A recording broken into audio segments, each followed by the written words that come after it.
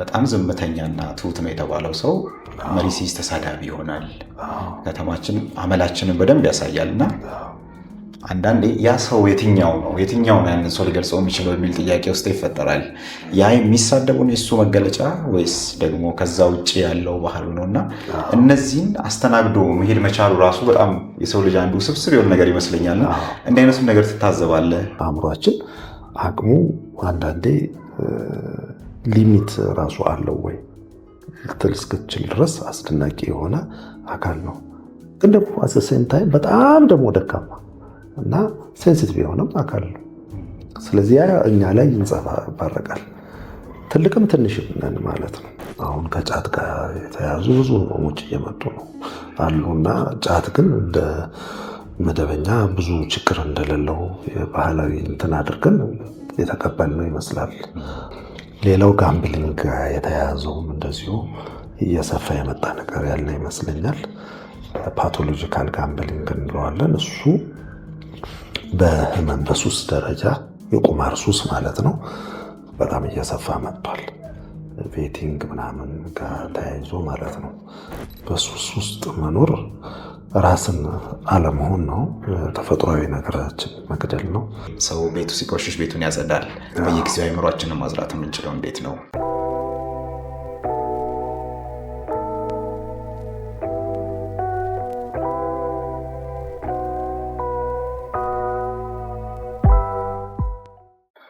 ሰላም ጤና ይስጥልን ውድ ተመልካቾቻችን፣ እንደ ቤተሰብ የዛሬው ዝግጅታችን ተጀምሯል። ዛሬ ሌላ እንግዳን ይዘን በዚሁ ዝግጅት ላይ ተገኝተናል። አብራችሁን እንድትሆኑም ግብዣችን ነው። ቴዎድሮስ ወርቁ አብሬያችሁ ቆያለሁ። የዛሬው እንግዳችን ዶክተር ዳዊት አሰፋ ናቸው። የአእምሮን ጉዳይ በተመለከተ በርካታ ሀሳቦችን አንስተን ዛሬ እነጋገራለን። ዶክተር ስለተገኙ እንግዳችን ስለሆኑ በጣም እናመሰግናለን። እኔም ስለጋብዛችሁ እናመሰግናለሁ። እንግዲህ ለመጀመር እኔ የተወሰነ ላስተዋውቆትና የቀረ ነገር ካለ እርሶ ይጨምሩበታል። እንግዲህ ከዚህ በፊት በአማኑኤል ሆስፒታል ውስጥ በስራ አስኪያጅነት ረጅም ጊዜ አገልግለዋል። ያን የተመለከተ ማነሳቸውን ጉዳዮች ይኖራሉ። እንዲሁም ከዛ በኋላ በየካ ኮተቤ እዛም በሕክምና ስራ ላይ ነው ያሉት። አሁንም እዛ እየሰሩ እንደሆነ አውቃለሁ። በግልም እንግዲህ ዶክተር ዳዊት ሜዲካል ኦፊስ ፕራክቲስ የሚል ማዕከልን መስርተው እንዲሁ ከዛ ጋር ተያያዥ የሆነ ስራን እየሰሩ እንደሆነ አውቃለሁ። ወደ ጥበቡም በጣም ቅርብ ኖት። አንድ መጽሐፍም አበርክተውልናል። ስለሱም እናነሳለን። የቀረ ያጎደልኩት ነገር አለ ለማስታወቅ? ከበቂ በላይ። እሺ፣ በምንነሳለን የተወሰኑ ጉዳዮች አሉ የማነሳቸው። ከዛ በፊት ግን ከእርሶ ጋር የሰሩ በተለይ አለቃም ሆኖ እርሶ በሱ ስለሆነ የተማሩም ያገለገሉም ሰዎች የተለያዩ ነገሮችን ሀሳብ ሳነሳ አማኑኤል በነበሩበት ጊዜ የነበረውን በኃላፊነት ጊዜ ሲያነሱ በተለይ ከጥበብ ጋር የተገናኘውን በጣም ቅርብ እንደሆኑ ያነሳሉ። ከጥበብ መነሳት ይሻላል ብዬ ነው ቀለል ካለው እና በዛ ጊዜ እንግዲህ ስራ አስኪያጅ በነበሩበት ጊዜ ከሚነሱ ጉዳዮች አንዱ ትልልቅ የሚባሉ የሙዚቃ ስራዎች ራሱ እዛ እንዲካሄዱ ማድረግ አልለመድንም። ከስንት አንዴ እንደዚህ አይነት ነገር የሚታይ ነው እና ያ ነገር ከየት መጣ? ያን የተደረገውንም ነገር እስቲ ንገሩን። በተለይ በጥበብ ስለ አእምሮ ህመም እንድናቅ ማስተማርም ማከምም በዛ ውስጥ አብሮ መካሄድ ይችላል እና ያን ጊዜ አስታውሰው እስቲ እዛ የነበረውትን ጊዜ ንገሩን። በዛን ጀምር። በጣም ጥሩ። በዛን ጊዜ እንዳልከው ስራ አስኪያጅ ነበርኩኝ፣ የሆስፒታሉ ኃላፊ ነበርኩ። ግን በዚህ እንቅስቃሴ ላይ ያው እኔ ብቻ ሳልሆን የማኔጅመንት አባላትም በአጠቃላይ አመራር ላይ የነበሩ በመካከለኛም በከፍተኛም ደረጃ የነበሩ የሆስፒታሉ ቲም ጥሩ ተነሳሽነት ነበረው። የሆስፒታሉን ገጽታ ለመቀየር፣ የታካሚዎችን ቆይታ ለማሻሻል፣ እንደው ከቤታቸው ርቀው ረጅም ጊዜ ይቆያሉ። ያው የአእምሮ ሕክምና እንደሌላው ሕክምና በአጭር ጊዜ ላይሆን ይችላል። በተለይ የተኝቶ ሕክምና ቆይታ ረጅም ነው። 2 ወር 3 ወር ከዛም በላይ ይሆናል አንዳንዴ እና ያ በጣም ያው መነጠልን ይፈጥራል አትሊስት ከቤተሰብ እና ያንን ኤንቫይሮንመንት መቀየር አለብን በሚል መንፈስ እንዲሁም ደግሞ ጥበብ ለአእምሮ ህመምም በቴራፒነት ደረጃ የራሱ ሰፊ ቦታ እንዳለው ስለምንረዳ የአርት ቴራፒ ፕሮግራሞችን በደንብ በስፋት ለማስጀመር እንቅስቃሴ እናደርግ በነበረበት ጊዜ ነው አንዱ ሚውዚክ ቴራፒ እዛ ላይ ባለው እንቅስቃሴ ነው እንግዲህ የተለያዩ የሙዚቃ ባለሙያዎች እንዲመጡ በሆስፒታላችን አድርገን ምናልባት ልዩ የሆነ ነው። በእርግጥ ከተሳተፉት ዘፋኞችም አንጻር በጣም ትልቅ ስብስብ ነበረ። እነ ሙሐሙድ አህመድ መጥተዋል። ጸጋዬ እሸቱ ነበረ ከማስታወሳቸው፣ ፀሐይ ዮሐንስ፣ አረጋኸኝ ወራሽ አጋጣሚ ስላልተመቸው እንጂ እስከ መጨረሻው ብዙ ነገር አስተባብሮልናል። ከወጣቶች እነ ዳዊት ጽጌ እነ ሄለን በርሄም ነበሩ። ብቻ ወደ 30 ምናምን አካባቢ መሰለኝ በጣም ትልልቅ በቃ ሀገሪቱ ላይ ያሉ እንትኖች ተሳክቶልን በሙሉ ተገኝተው አካሄደናል። 2 ጊዜ አካሄደናል። በአንደኛው በተለይ በጣም ትልልቅ ቁምጡ አርቲስቶች ነበሩ። ያ ትልቅ ደስታንም ይፈጥራል። ለህሙማንም የነበረውን የቆይታ ጊዜ የተሻለ ለማድረግ ያስችላል በሚል አድርገነዋል። ግን ቀጣይነት ደግሞ እንዲኖረው የተለያዩ መድረኮችን፣ የግጥም ምሽቶችን ራሳቸው ታካሚዎች የሚያቀርቡባቸውና አካሄድ ነበረ። የስዕል የአርት ቴራፒው አንዱ አካል ደግሞ ስዕል ነበረ። የስዕል ስራዎችን እንደውም በሂልተን ሆቴል ሁሉ የስዕል ኤግዚቢሽን አካሂደናል 2 ጊዜ። አንድ ጊዜ ደግሞ አማኑኤል ሆስፒታል ውስጥ አካሂደናል። እነዚህ እንግዲህ የተለያዩ ሰዎች አስተዋጽኦ አለበት። በተለይ መጠቀስ ያለባቸው ለምሳሌ አርቲስት ፋሲል ግርማ ብዙ የቲያትር እና የፊልም የድራማ ስራዎችን ያዘጋጅ ነበር። ኦልሬዲ በሙያውም በዛ ሙያ ላይ ያለ ሰው ስለነበር ብዙ አግዞናል። ጉዞም አካሂደናል። ጉዞ ለአእምሮ ጤና የሚል ጉዞ ከአዲስ አበባ ወጥተን እስከ መቀሌ ድረስ ሰሜኑ የሀገራችን ክፍል በሙሉ ወደ 11 ከተሞች ጋር ደርሰናል። በኋላም ለማስቀጠል ሀሳቦች ነበሩ። 1 ወር ገደማ የቆየ ቱር ነው ያካሄድነው። ይሄ የአርት ቲም ያካተተ ጉዞ ነበረ እና ባለሙያም አርቲስቶችንም በጋራ የሚያገናኝ እንዲሁም ደግሞ ያገገሙ ህሙማን ከሱስም ያገገሙት በተለይ ይሳተፉባቸው የነበሩ እንቅስቃሴዎች ነበሩ። እነዚህ ሁሉ ሌላው ተጠቃሹ ደግሞ ብርሃኔ ጌታቸው ብሬማን እሱ ሀሬት ፊልም ለማዘጋጀት ሲያስብ እኛ ጋር መጥቶ በዛ ነው የተገናኘንና የተዋወቅ ነው። ገጣሚ ዮሐንስ ሞላ ነው ያስተዋወቀን እና የመጣበትም ምክንያት ዋና ገጸ ባህሪው ግሩም ዘነበ ነበር የሚተውልበት። እዛ ላይ ገጸ ባህሪው የአእምሮ ህመምተኛ ገጸ ባህሪ ስለነበር ያን ጥናት ለማድረግ ብለው ነው የመጡት። መሰረት መብራቴ፣ ግሩም ዘነበ ነበሩ ዋና ገጸ ባህሪያት እና እነሱ ጥናት ያካሄዱ ነበር። በዛ ምክንያት ከብሬማን ጋር ተዋወቅን። ብሬማን ደግሞ ብዙ ትልልቅ ስራዎች በኋላ ላይ በተለይ የበዓል ፕሮግራሞች ላይ በሚያዘጋጃቸው ዝግጅቶች ይታወቃል። እነዛ ሁሉ የአእምሮ ጤና ተኮር እንዲሆን የእሱም ከፍተኛ አስተዋጽኦ ነበረው። ፓሽኑ ነበረው ከአእምሮ ጤና ጋር የተያያዙ ነገሮችን በተለይ አማኑኤል ሆስፒታልን ካየ በኋላ በቃ አይለይም ነበር። ብዙ ደጋግሞ ይመጣ ነበር። ብዙ ጊዜ የምለው ሌላው እንትና ነው መርሳት የሌለብኝ ይድነቃቸው ሙሉጌታ እና ሰብለ ወልደ አማኑኤል የሚባሉ ደግሞ ሰዓሊዎች ናቸው። አሁንም ድረስ ለ2 ዓመት በነፃ አገልግሎት በሳምንት 2-3 እየመጡ ከአእምሮ ህሙማን ታካሚዎች ጋር የስዕል ስራ ይሰሩ ነበረና እሱን ነው በኋላ ሂልተን ሆቴል ላይ ኤግዚቢሽን ያወጣ ነው። ምንድነው ብዙዎቹን እንደው የአርት ባለሙያዎች በተለይ ወደዛ እንዲመጡ እኔም ፍላጎቱ በጣም ነበረኝ። ይጠቅማቸዋልም ብዬ አስብ ነበረ። አሁንም አስባለሁ። የጥበብ ቦታ ነው ብዬ አምናለሁ። ምክንያቱም ሰዎች እንግዲህ የተለያየ ስሜት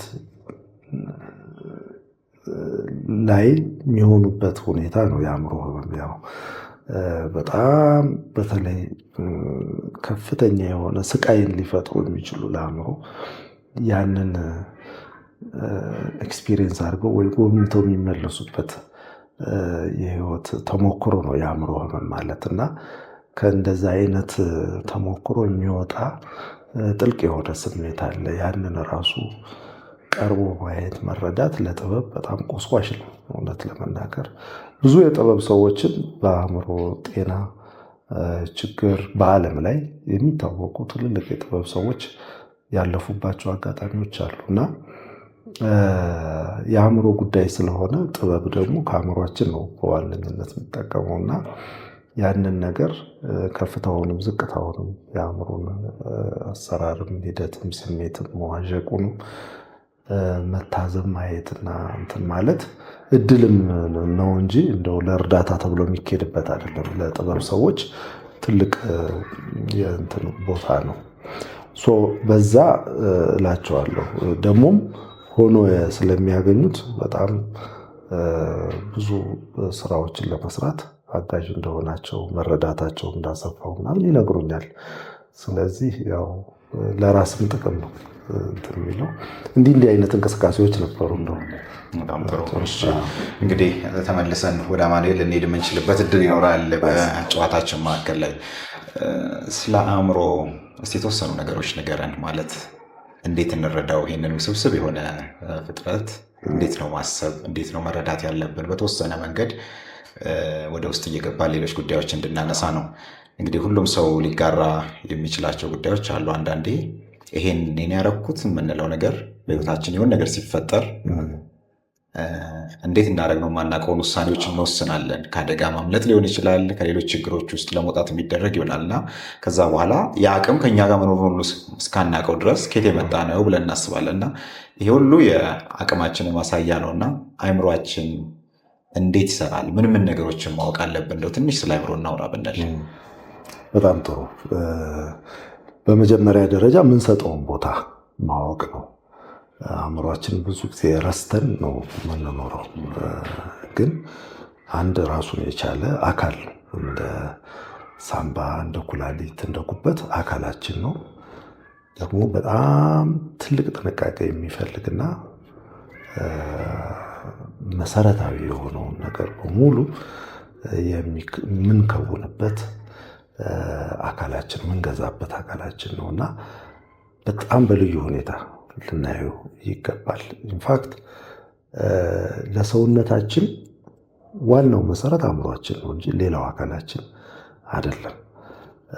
ከሌሎች ፍጡራንም በተለየ ሁኔታ ሰው ስንል ሰውን የሚለየው አእምሮ ነው፣ የአእምሮ ችሎታ ነው እንጂ በሌላው የአካል አቅምና ችሎታ ሌሎች እንስሳት በሙሉ ይበልጡናል። የሚበልጠን እንስሳ አለ ሁሌ በፍጥነት፣ በቅልጥፍና፣ ሩጫ፣ በዝላይ፣ በአካላዊ አቅሞች በሙሉ የሆነ ፍጡር ይበልጠናሉ። ስለዚህ እኛ በጣም ደከም ያልን ከፍጡራን በአካል አቅም ከሆነ በአእምሮ አቅማችን ነው ከፍጡራን ሁሉ ልቀን የምንገኘው እና ያ የአእምሮ አቅም ከፍተኛ መሆኑን መረዳት አለብን። የምንጠቀመው በጣም ጥቂቱን ነው። አንድም እኛ ለራሳችን ያለን ግንዛቤ ብዙ፣ መልሰን ደግሞ ጠልፈን የምንጥለው ውስብስብ ነው የአእምሯችን አሰራር። በዚህ የተነሳ በተለይ ስነልቦናዊ የሆኑ ሁኔታዎች አእምሯችን ነፃነት ሊያሳጡት ይችላሉ።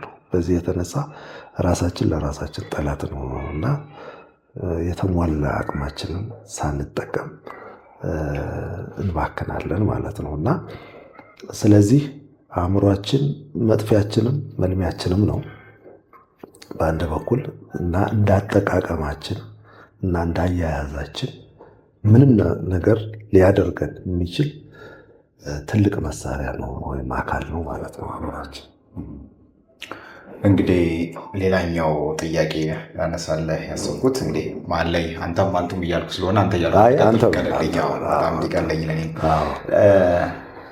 አስተሳሰባችን በተለይ እስቲ ከተማችንን እንየው። ከውጭ እንነሳና ከተማው ላይ የምናያቸው ብዙ ባህሪዎች አሉ።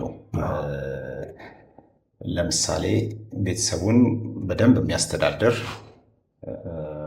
በጸባዩም በምንም የተመሰገነ ሰው፣ የተቋም የሚመራ አንድ ሰው ጎዳናው ላይ ሲወጣ የተለዩ ነገሮች ይታያሉ። ለምሳሌ አሽከርካሪ ሲኮን የሚታዩ አዳዲስ ባህሪዎች አሉ። በጣም ዝምተኛና ትሁት ነው የተባለው ሰው መሪ ሲይዝ ተሳዳቢ ይሆናል። ከተማችን አመላችንን በደንብ ያሳያልና አንዳንዴ ያ ሰው የትኛውን ያንን ሰው ሊገልጸው የሚችለው የሚል ጥያቄ ውስጥ ይፈጠራል። ያ የሚሳደቡን የእሱ መገለጫ ወይስ ደግሞ ከዛ ውጭ ያለው ባህሉ ነው? እና እነዚህን አስተናግዶ መሄድ መቻሉ ራሱ በጣም የሰው ልጅ አንዱ ስብስብ የሆነ ነገር ይመስለኛል። እንዲህ አይነቱም ነገር ትታዘባለህ? ምንድን ነው ምክንያቱ? የተለያየ አይነት የምናሳያቸው ባህሪዎችም ጎዳናችንን ስታየውስ ምን ይሰማሃል? አንተ ምንድን ነው የሚሰጥ ስሜት? በጣም ቆንጆ ጥያቄ ነው። ሁለቱንም ነን፣ ሁለቱንም ነው ማለት ነው። ያ ሰው አእምሯችንን የተለየ የሚያደርገው አንዳንዴም እርዳታ የሚያስፈልገን ለዚህ ነው። ከራሳችንም የተደበቁ ብዙ ነገሮች አሉን አይደለም ከሌላው ሰው። ስለዚህ ያን ለመረዳት ለማወቅና ራሳችን ከራሳችን ለማስታረቅ እና ወደ ተሻለ ወጥነት ለመምጣት ስራ ይጠይቃል አንዳንዴ። እና በድብቁ አእምሯችን ውስጥ ያለው ግፊትና ኃይል እንንቀዋለን። ከኛ ግን ተሰውሮ ብዙ ነገራችንን ደግሞ የሚመራን የሚገፋን እሱ ነው። ኃይል የሚሆነን እሱ ነው። እና እነዛ ነገሮች አልፎ አልፎ በተለያዩ አጋጣሚዎች አፈትልከው ይወጣሉ።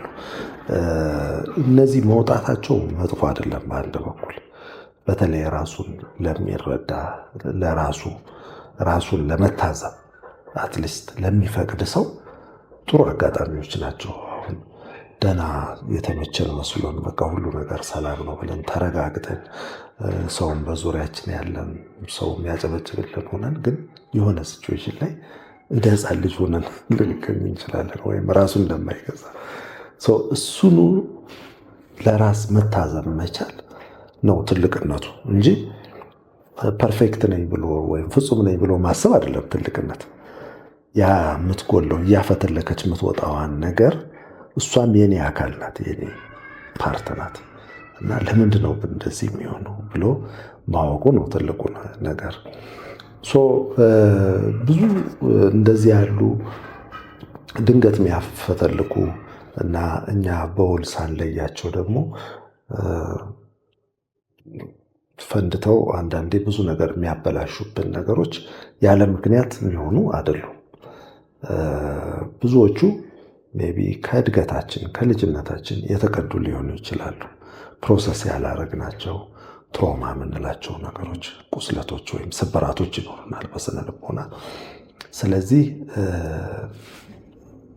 በድንገተኛ ሁኔታ ውስጥ ብቅ ብለው ልናያቸው እንችላለን እና ያ ምንድን ነው ብለን ስናጠናው በተለይ ከባለሙያ ጋር ስንማከርበት እናገኘዋለን። እና አንዳንዶቹ የትሮማ ሪስፖንስ ወይም ምላሾች ይሆናሉ። ለወቅቱና ለሁኔታው ማይመጡ ግን ከጀርባ የተነካ ቁስላችን የሆነች በተናችን ወይም ምትጫን ነገር ስትነካ ተመጣጣኝ ያልሆነ ምላሽ የሚያመጣ ነገር ተጋኖ የሚወጣ ነገር ነው ማለት ነው። ያቺ የምትነካው ነገር ከልጅነታችን ያመጣናት ምንድናት? ምናችን ስለተነካች ነው እንደዛ ኤክስፕሎድ ያደረግነው የሚለው ምክንያታዊ የሆነ ትስስር ልንፈጥርለት እንችላለን ማለት ነው። እና ልጅነታችን ኤክስፕሎር ስናደርግ እናገኛቸዋለን። ያንን ስናውቀው አትሊስት እየቀነሰ ይመጣል በእውቀታችን መሰረት ማለት ነው። እንደገና ማኔጅ ለማድረግ ምን አይነት ነገሮች እንደሚቆሰቁሱንም ለመረዳት ለማወቅ ጠባያችንን ለማወቅ ይረዳናል። ከዛ በኋላ የተሻለ ኮንትሮል ይኖረናል። እና መውጣቱ መጥፎ አይደለም ያልኩት ለመረዳት እድል እንድናገኝ ምልክት እየሰጠን ስለሆነ ማለት ነው። እና የአእምሯችን አሰራር በጣም ውስብስብ ነው። አይደለም እንዲሁ ሳንረዳው በደፈናው እንዲህ ነኝ ብለን ብቻ በመሰለን በምኖርበት ሁኔታ አይደለም።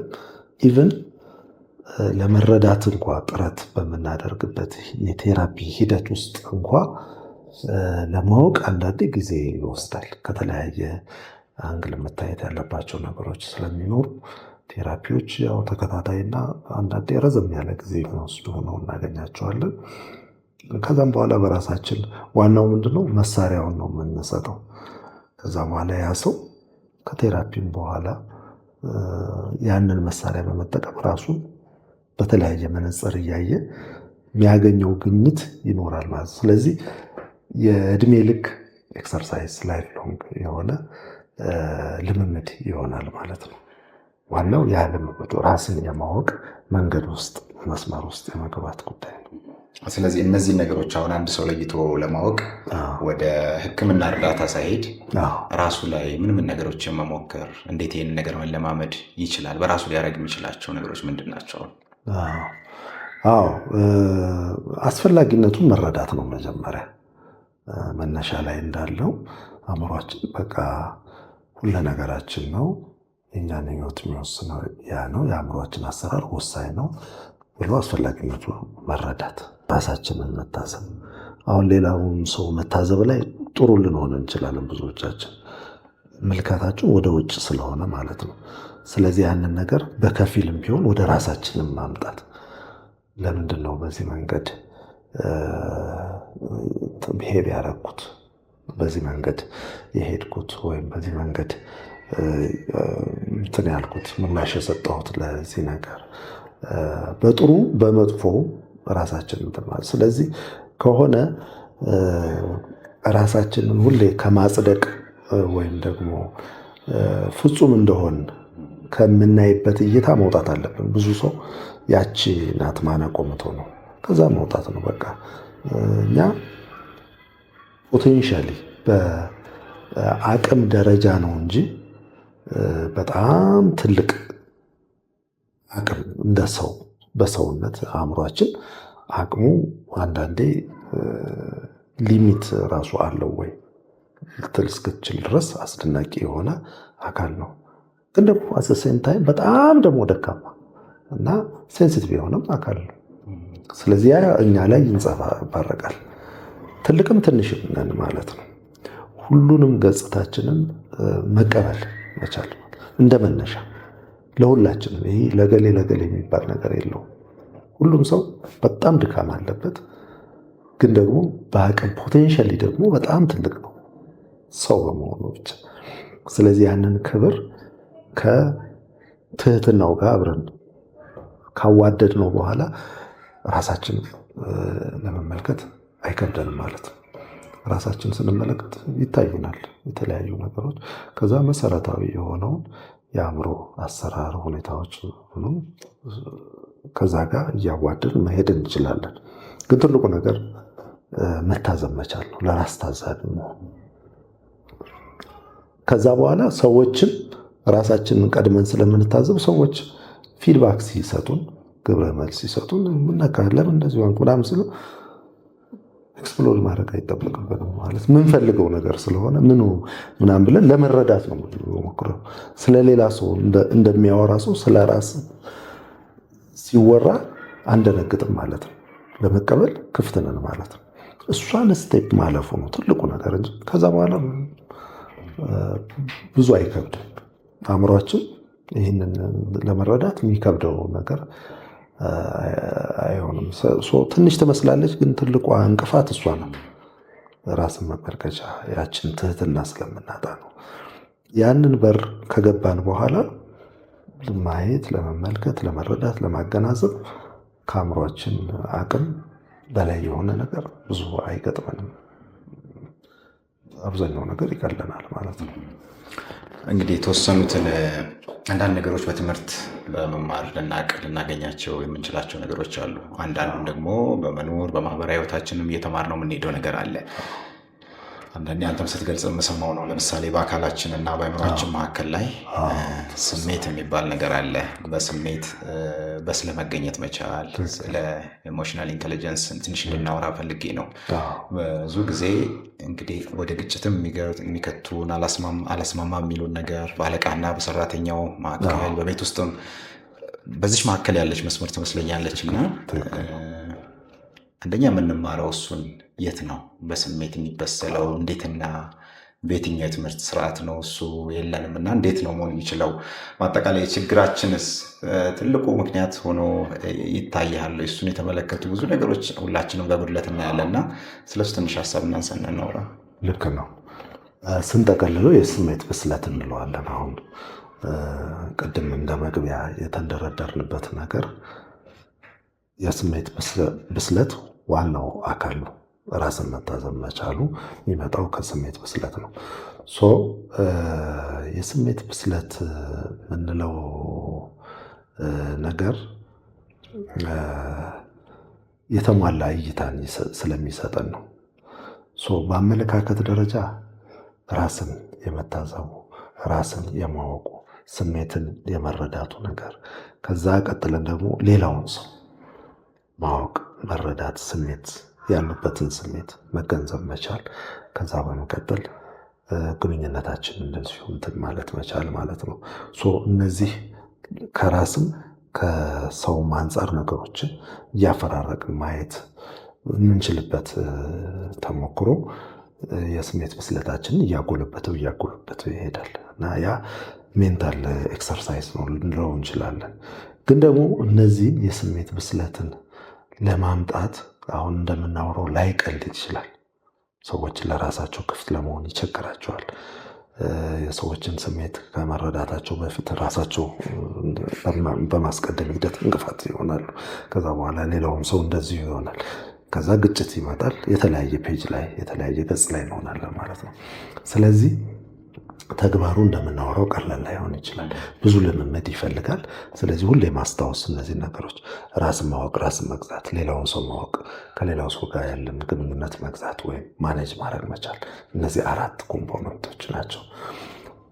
ይህንን በእውቀት ደረጃ ማወቃችን ሁልጊዜም ራሳችንን ለማለማመድ አትሊስት ከዚህ አንጻር ለማየት እንሞክራለን ማለት ነው። የበለጠ ደግሞ ለማቅለል አካላችንን እንጠቀማለን። አካላችን ለምንድን ነው የምንጠቀመው? አካላችንና አእምሯችን የአካላችን ክፍል ነው። አካል ነው አእምሯችን ራሱ እና የአካልና አእምሮ የተለያየ የተነጣጠለ ስሜታችንና አካላችን እንደዚህ ቦዲ ማይንድ ምናምን እያል እንከፋፍለዋለን። ግን ያ የውሸት ክፍልፋይ ነው። ኢንፋክት አንድ ላይ ነው የሚሰሩት። አንድ ሲስተም ናቸው እንደማለት ነው እና በአካላችን ውስጥ በሙሉ ሲታይ የተለያዩ የነርቭ ጫፎች ናቸው ያሉት። አካላችንን እንደ አንድ መግቢያ በር እንጠቀምበታለን ማለት ነው ወደ አእምሯችን። አካላችን እንዴት እንጠቀማለን? አካላችን ሪላክስ እንዲያደርግ፣ ምቾት እንዲሰማው፣ ዘና እንዲል በሚያደርግ ደረጃ አካላዊ እንቅስቃሴዎችን ማድረግ ሊሆን ይችላል። የማፍታታት ስራ አካላችን ላይ መስራት ሊሆን ይችላል። የተለያዩ ኤክሰርሳይሶች አሉ፣ ሪላክሴሽን ኤክሰርሳይዝ የሚባሉ እነሱ ላይ እናተኩራለን። ማንኛውም ግን አካላዊ እንቅስቃሴ በጣም ጥሩ ግብአት ይሰጣል ለአእምሯችን ማለት ነው፣ ፖዚቲቭ ፊድባክ። ስለዚህ አካላችን ያንን አይነት ግብረ መልስ ሲሰጠው ለአእምሯችን የሰላም አይነት ስሜት ሲሰማው አእምሯችንም ሰላም ነው ማለት ነው፣ ደህና ነው የሚለው ስቴት ላይ ወይም ሙድ ላይ ስለሚቀመጥ ከዛ በኋላ የሚመጡት ነገሮች ቀላል ይሆናሉ ለኛ ማለት ነው። ኔጌቲቭም ነገር ቢመጣ፣ አሉታዊ ነገር ሲመጣ የምናስተናግድበት መንገድ ከአዎንታዊ እይታ አንጻር የመሆን እድል ይኖረዋል ማለት ነው። እንደ መጠኑና እንደ ሁኔታው ቢለያይም። ስለዚህ አካላችን በጣም መጠቀም አለብን። አተነፋፈስ፣ ይህ ጥልቀት ያለው ትንፋሽ በመደበኛነት መውሰድ ሬጉላርሊ በጣም ኢሞሽናል ኢንቴሊጀንስን ለማሻሻል የሚረዱ ነገሮች ናቸው ማለት ነው። እና አካላችን መርሳት የለብንም። አሁን ብዙ ጊዜ አካላችንን እንረሳውና አካላችን የሚያመጣው ስሜት ራሱ ጥሩ አውድ ላይ ኢንቫይሮንመንታችን ተስተካክሎ ሁሉ እኛ ግን የሚሰማን ስሜት ጥሩ አይሆንም። ስለዚህ የአካላችን ፊድባክ ለአእምሯችን የሚሰጠውን ግብረ መልስ ማሻሻል አለብን። ያ ደግሞ የሚመጣው አካል ላይ ትኩረት በማድረግ ጭምር ነው እና አካልን መጠበቅ መንከባከብ ጀምሮ የሚጠበቁ ነገሮችን በእኛ አቅም ማድረግ መቻል አለብን። ሲምፕል ወክ በመደበኛነት ወክ የሚያደርግ ሰው የተሻለ ስሜት ላይ ይመጣል። በመደበኛነት የአካል እንቅስቃሴ የሚያደርግ ሰው የተሻለ ስሜት ላይ ይመጣል። በመደበኛነት ትንፋሹ ላይ የሚሰራ ሰው የተሻለ ስሜት ያመጣል። እና አሁን ጊዜ ደግሞ ሶሻል ሚዲያውን ለበጎ በዚህ መልኩ መጠቀም ነው። አሁን ሁሉም እውቀት እጃችን ላይ አለ፣ መዳፋችን ላይ ነው ያለው። እነዚህን ኤክሰርሳይሶች ማየት ይቻላል፣ አብሮ መስራት ይቻላል ምናምን። በዚህ በጣም ጀነረስ የሆነ ጊዜ ላይ ነው ያለ ነው። ይሰጠናል ሁሉም ነገር የእኛ ምርጫ ነው የሚወስነው። እና ለኢሞሽናል ኢንቴሊጀንስም ብዙ ማቴሪያል እናገኛለን። አንዳንድ ሰው ሀዘንን መሸከም የሚችል ሊሆን ይችላል። ምናልባት ደስታውን ደግሞ በልኩ መያዝና በዛ ልክ እንትን ማድረግ ሲቸገር እናየዋለን። ይሄ ነገር የኔ ድክመት ነው ይላል አንዳንድ ሰው። በብዙ ነገሮች ላይ ጥሩ ኳሊቲዎች ይኖሩትና ይሄ ደግሞ የኔ ድክመት ነው ይላል። አንድ ሰው በስሏል ስንል እንግዲህ በሆነ ቦታ ላይ ስትገልጽ የሰማሁት ልክ እነዚህን ስሜቶች እንደ እንግዳ አስተናግዶ መሸኘት መቻል ነው ስትል በጣም ቆንጆ ሀሳቦች እና እሱ ላይ ትንሽ ላውራ። በጣም ጥሩ ነው አነሳልኝ። በጣም ትልቁ መለኪያ አድርጌ ነው የሚወስደው ስሜቶችን በሰላም አስተናግዶ መሸኘት መቻል። ምክንያቱም እኛ የስሜት መመላለሻ ቱቦዎችም ነን እና ብዙ አይነት ስሜቶች ይመጣሉ ይሄዳሉ። ያ ቱቦ መስራት መቻል አለበት። በቃ እንዲያልፉ መፍቀድ መቻል አለበት ማለት ነው። በየቦታው የተዘጋ አንዴ የሚሰፋ አንዴ የሚሸማቀቅ አይነት ቱቦ ከሆነ ይሄ ወጥ የሆነ ፍሎ የሌለው ከሆነ መዘበራረቁ ከዛ ይጀምራል ማለት ነው። ስለዚህ እኛ የምናሳልፈው አካል መሆናችን ተረድተን እንደ ጥሩ እንግዳ ተቀባይ አስተናግደን መሸኘት መቻል አለብን።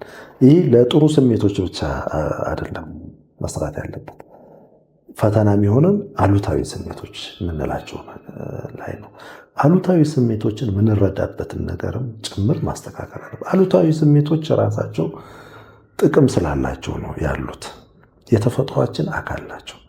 ፍርሃትም፣ ጭንቀትም፣ ደስታ ማጣትም፣ መከፋትም፣ ሐዘን እነዚህ በሙሉ ባያስፈልጉን አይፈጠሩም ከኛ ጋር እኛ ውስጥ ያሉ ነገሮች ናቸው።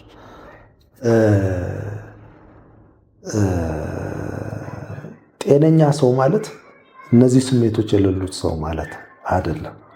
እነዚህን ስሜቶች ለማጥፋት አይደለም ሩጫ፣ እነዚህን ስሜቶች ለማስተናገድ ነው መሆን ያለበት፣ ለመቋቋም ለመቻል ጭምር ነው መሆን ያለበት እና ለማሳለፍ አሳልፈን ደግሞ ሌላውን ስሜት ደግሞ ማስተናገድ መቻል ስላለብን ማለት ነው። ስለዚህ የስሜት ብስለት አንዱ መለኪያ ነው። ስሜቶችን የማስተናገድ አቅማችን፣ ችሎታችን ምን ያህል የሚለው ነው መለኪያው። እና የስሜት ብስለታቸው ከፍ ያሉ ሰዎች ሁሉንም ለማስተናገድ ዝግጁ የሆኑ ክፍት የሆኑ ሆነው እናገኛቸዋለን ማለት ነው። ደስታውንም ሐዘኑንም መካፈል ይችላሉ። የራሳቸውን የሌላውንም ሰው ማስተናገድና ማሳለፍ ይችላሉ ማለት ነው። ስለዚህ በዛ በዋነኝነት በዚህ ልንለያቸው እንችላለን። በዚህም የተነሳ ሰው ምክር የሚጠይቃቸው ሰዎች፣ ሰው አጠገባቸው መሆን ምቾት የሚሰጡ አይነት ሰዎች ሆነው እናገኛቸው፣ በዛ እንለያቸዋለን። እነዚህ አጠገባችን ጎረቤቶቻችን ሊሆኑ ይችላሉ፣ ቤተሰባችን መሀል ልናያቸው እንችላለን። ብልህ ነው እንላለን። ያን ሰው ብልህ ነው። ያ ማለት የተለየ እውቀት አለው ወይ በእውቀት ይበልጠናል ወይ በእውቀት መለኪያ አይደለም። መለኪያው በጣም የተለየ ነው። የስሜት የማስተናገድ ችሎታና አቅም ሁኔታ ነው ማለት ነው መለኪያው። ስለዚህ ሚዛናዊነትን እናይባቸዋለን። ነገሮችን ለመመዘን ያለመቸገር ነገር ሚዛን የሚባል ስም አለ አይደል? የሚባል ስም የሚገባቸው እነሱ ናቸው። በትክክል። በጣም ጥሩ። እሺ፣ ስለ ኑሯችን ከኑሮ ጫና ጋር ወይም ደግሞ በሌላ ምክንያት እንግዲህ ወደ አእምሮ ችግር ወይ ደግሞ እርዳታ ወደሚያስፈልገው ደረጃ ሰዎች በተለያየ ምክንያት ይገባሉ። እንግዲህ ከኑሮ ጫና ጋር የተገናኘውን ነገር እንድናነሳ የምናልፍበትን ነገር እንድናነሳ ነው። በቅርቡ አንድ ጥናት እንግዲህ ዝርዝር ጉዳዩን አላውቅም፣ ግን ከመገናኛ ብዙሃን ጋር የተገናኘ አንድ መረጃ ወጥቶ አይቼ ነበር። አሁን በጣም በሳምንታት ጊዜ ውስጥ ነው ከመገናኛ ብዙሃን ውስጥ የሚሰሩ ጋዜጠኞች በኑሮ ጫናም ወይም ደግሞ በየቀኑ በሚጋፈጡት የስራ ባህሪያቸው ምክንያት ወደ አእምሮ ችግር የመግባት ዝንባሌ ይታያል የሚል ነገር አየሁ። ይሄ እንግዲህ ሌሎች ሀገሮች ላይም ተሰርቶ በዓለም አቀፍ ደረጃ የሚታዩ ነው። ይህንን ብቻው እንድናወጣው ሳይሆን በአጠቃላይ ከስራ ጋር የሚመጡ ጫናዎች፣ በኑሮ ምክንያት የሚመጣ በተለይ አሁን ብዙ ሰው ከኑሮ ጋር የተገናኘ ምሬት ውስጥ ነው። እንዴት እኖራለሁ የሚለው ነገር ያሳስበዋል ራሱም ለቤተሰቡም። እና እንዲህ አይነት ነገሮች ተጽዕኗቸው የት ድረስ ነው ብለን እስቲ ስለሱ ትንሽ እናውራበት። አዎ እንግዲህ ለአእምሮ መታወክ ምክንያቶች ብዙ ናቸው። ሁሉም አይነት ምክንያት ሊሆን ይችላል፣ እንደየግለሰቡ ይለያያል። እኔ እንደውም በተደጋጋሚ ማነሳው በተለያየ አጋጣሚ ላይ አንድ መጥረቢያ ጠፍቶበት አእምሮውን የታመመ ገበሬ እኔ ቀጥታ ባላገኘው የስራ ባልደረባ ኮንሰልት አድርጎኝ ተጨዋውተናል። አጋጥሞት ማለት ነው። እንደዚህ አይነት እንግዲህ መጥረቢያ ትንሽ ነገር ነው ለብዙዎቻችን አይደል? ስለዚህ ዋናው ምንድነው ትርጉሙ ነው። ለምን ያ ሰው መጥረቢያ ጠፋኝብኝ ብሎ ታመመ? ምንድነው ትርጉሟ? ያቺ መጥረቢያ ለሱ ህይወት ምንድናት የሚለውን ካልተረዳ ነው በስተቀር አቅልለን ልናየው እንችላለን። በምንም ምክንያት ሰዎች ሊታመሙ ይችላሉ እንደየ ግለሰብ። ስለዚህ የሁሉም ሰው ህመም የየራሱ ነው፣ ለራሱ ትርጉም አለው። በእድገቱ በሁኔታው ነገሮችን በሚያይበት ምክንያት ይወሰናል ማለት ነው። በአጠቃላይ ግን በጥቅሉ ደግሞ ስትረስ ያመጣሉ ተብለው የሚጠበቁ ለብዙ ሰው የምናውቃቸው ነገሮች አሉ። ከከፍተኛ ከጦርነት፣ ከግጭት፣ ከሰላም ማጣት ጀምሮ በስራ መደራረብም፣ ነፃነት በማጣትም በስራ ሂደት ላይ የሚፈጠሩ ጫናዎች ብዙዎቹን ለህመም ይዳረጋቸዋልና እኛም ያንን ትሬንድ ያንን ዝንባሌ እናየዋለን። በሀገራችንም በተለያየ ምክንያት በጸጥታ መደፈር እና ከዛ ጋር ተያይዞ በግጭቶች በመፈናቀል በምን የሚመጣው ነገር የአእምሮ ህመምን እንደጨመረው እናያለን። ብዙ ሰዎች ይመጣሉ ወደኛ። ስለዚህ እነዚህ ኮመን ናቸው፣ የተለመዱና ማንም ሰው ቢገጥመው ሊታመምባቸው ሊታወቅባቸው የሚችሉ ከፍተኛ የሆነ ጫና የሚፈጥሩ ነገሮች ናቸው። በሙያ ደረጃም እንግዲህ ምንድን ነው አንዳንድ ሙያዎች ሊያጋልጡ ይችላሉ። አጋላጭ የምንላቸው ሙያዎች አሉ። ለጭንቀት ለውጥረት የሚያጋልጡ በድንገተኛ ሁኔታ ውስጥ የሚሰሩ ኢመርጀንሲ ወርከርስ፣ የድንገተኛ ሰራተኞች በሜዲካል ሊሆን ይችላል፣ በእሳት አደጋ ሊሆን ይችላል። በተለያየ ድንገተኛ ጥሪ ጋር የተገናኘ ስራ ያላቸው ሰዎች ብዙ ጊዜ ለዚህ ይዳረጋሉ። ምክንያቱም ከአደጋ ጋር ስለሚጋፈጡ። አሁን ይህ ድንገተኛ የሆነው እንትን ከገሃዱ ፊት ለፊት ከምንጋፈጠው አልፎ ቨርቹዋሊ ዴንጀሮች እየተፈጠሩ ነው። ያ ማለት ለአእምሯችን ሜሴጁ አንዳንዴ ተመሳሳይ ነው። ስለዚህ እኛ እዛ ቦታ ባንሆንም እኛ ጋር እየመጣ ነው በተለያየ ሞዳሊቲ ማለት ነው። እና ሶሻል ሚዲያው በአጠቃላይ እየሄደበት ያለው መንገድ አንዳንዴ አጋላጭ እየሆነ መጥቷል ለማህበረሰቡ፣ ሚዲያው ውስጥ ለሚሰሩ ሰዎች። ምክንያቱም ይህ በጣም ግጭትና ጭንቀቱ ውጥረት የበዛባቸውን ዜናዎች ወይም ክስተቶች አጉልቶ የሚያመጣ ሚዲያ ነው አሁን ያለን ማለት ነው። እጃችን ላይ ነው ያለ፣ በምስል እናያለን፣ በድምፅ እንሰማለን። በተለያየ መልኩ በቃ የዕለቱ ቦምባርድ ነው እና አይደለም እናንተ እዛው ሚዲያው ላይ ለሚሰሩ ሰዎች ቀርቶ ለማህበረሰብ አጠቃላይ ይህ ቨርቹዋል የሆነው ዓለም ራሱ አዚፍ እዛ ቦታ ላይ እዛ አደጋ ላይ እንደሆንክ አድርጎ አእምሮህም ሰውነትህም እንዲሰማው በሚያደርግ ሌቭል ሪል ሆኖ ነው የሚቀርበው እና ያ የመረጃ ጥቅሙ እንዳልተጠበቀ ሆኖ ጉዳትም አለው በስነ ልቦና አይን ስናየው እና ያ ነገር ነገሩን በጣም ጨምሮታል፣ አጉልቶታል እና ብዙ ሰዎች ለእንቅልፍ ማጣት፣ ለጭንቀት ምናምን እየተዳረጉ ነው በዚህ የተነሳ።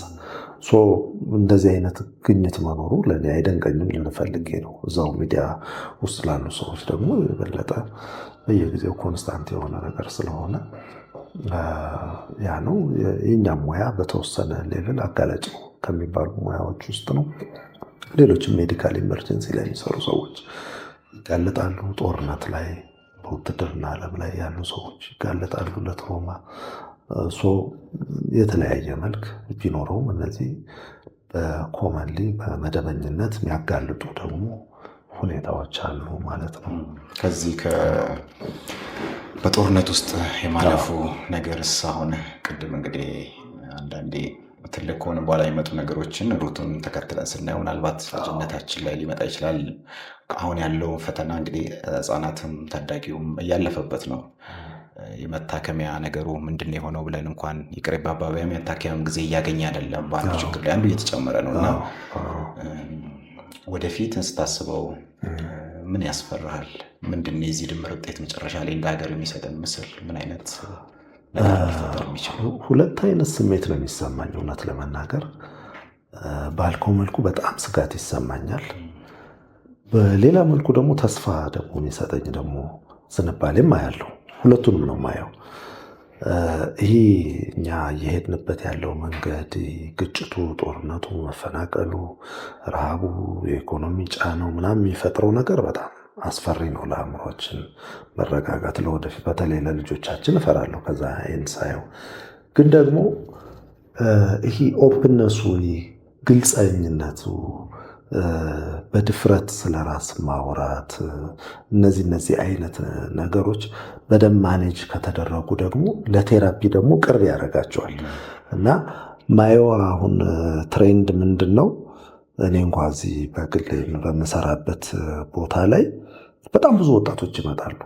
በቃ መመካከር እፈልጋለሁ፣ ምክር እፈልጋለሁ፣ በትምህርት ላይ እንደዚህ ገጠመኝ፣ ከቤተሰብ ጋር እንደዚህ ገጠመኝ፣ እንደዚህ ምናምንና የሚገልጹበት መንገድ፣ ድፍረታቸው፣ በቀናነት ደግሞ ክፍት መሆናቸው ምናምን በጣም ተስፋ ይሰጠኛል፣ ደስ ይለኛል። እና መለወጥ የሚችሉበት እድሜ ላይ መምጣታቸው ደስ ይለኛል። በጣም ያንግ ሆኖ ሃይስኩል ላይ ታች ክፍል ጁኒየር ሃይ ላይ ምናምን ይመጣሉ።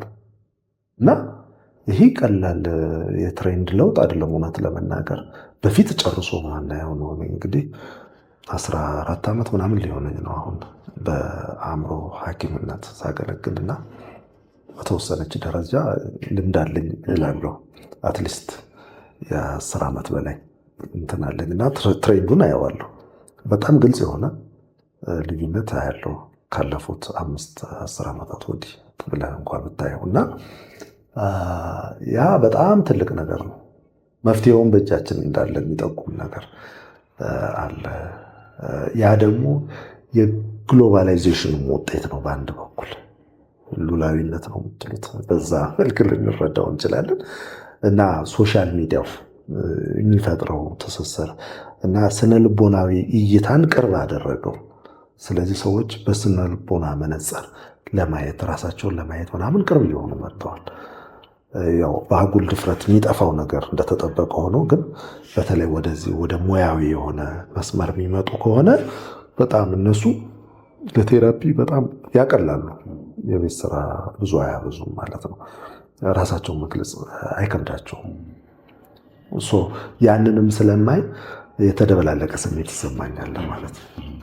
ችግር ሲኖር ግን ለምንድን ነው የአእምሮ ጋር የተገናኘው ሕክምናው የምንፈራውና የምንሸሸው? እንግዲህ ይሄ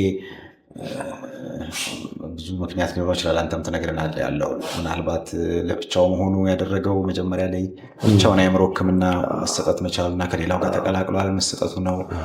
ደግሞ የኛ ችግር ነው ብሎ ሲታሰብ ዓለም ላይም ሲታይ ልክ እንደዛው ሕክምና የሚያስፈልጋቸው ሁሉም ወደ ሕክምና አይሄዱም። እና ለምንድን ነው የአእምሮ ነገር ሕክምናው የሚፈራ አይነት የሆነው? ልክ ነው። የእኛ ሀገር ብቻ ነው እንዳትለው፣ እንዳልከው ዓለምም ላይ ያለ ችግር ነው። እኛ ሀገር ላይ ከፋ ሊል ይችላል። በአጠቃላይ ታዳጊ ሀገሮች እንደ ሌሎችም ብዙ ችግሮች እዚህም ላይ ወደኋላ ቀረት እንላለን። ያሙ ነው ግን ዓለምም ላይ ያለው ትሬንድ፣ ስቲግማው፣ ይሄ መገለሉ፣ መድለው ምናምን ተመሳሳይ ነው። ያ ነገር የህመሙ ባህሪ የሚያመጣው ተጽዕኖ ሊኖር ይችላል። በተወሰነ መልኩ በዛ እንገልጸዋለን።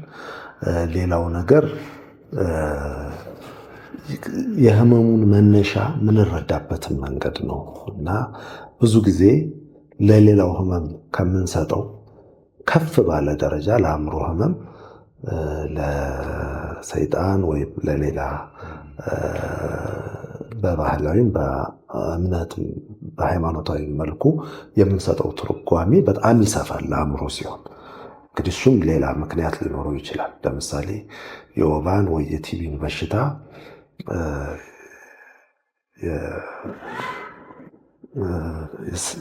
በሰይጣን ምክንያት ወይም በዲያብሎስ ቀርቦት ነው አንልም ሰውን ብዙ ጊዜ። በፊት ግን ሳይታወቁ እነዚህ ህመሞች እንደዛ የሚባሉበት ጊዜ ነበር። ኤፒሌፕሲም እንደዛ እና ሁሉም ታሪካዊ አመጣጥ አላቸው።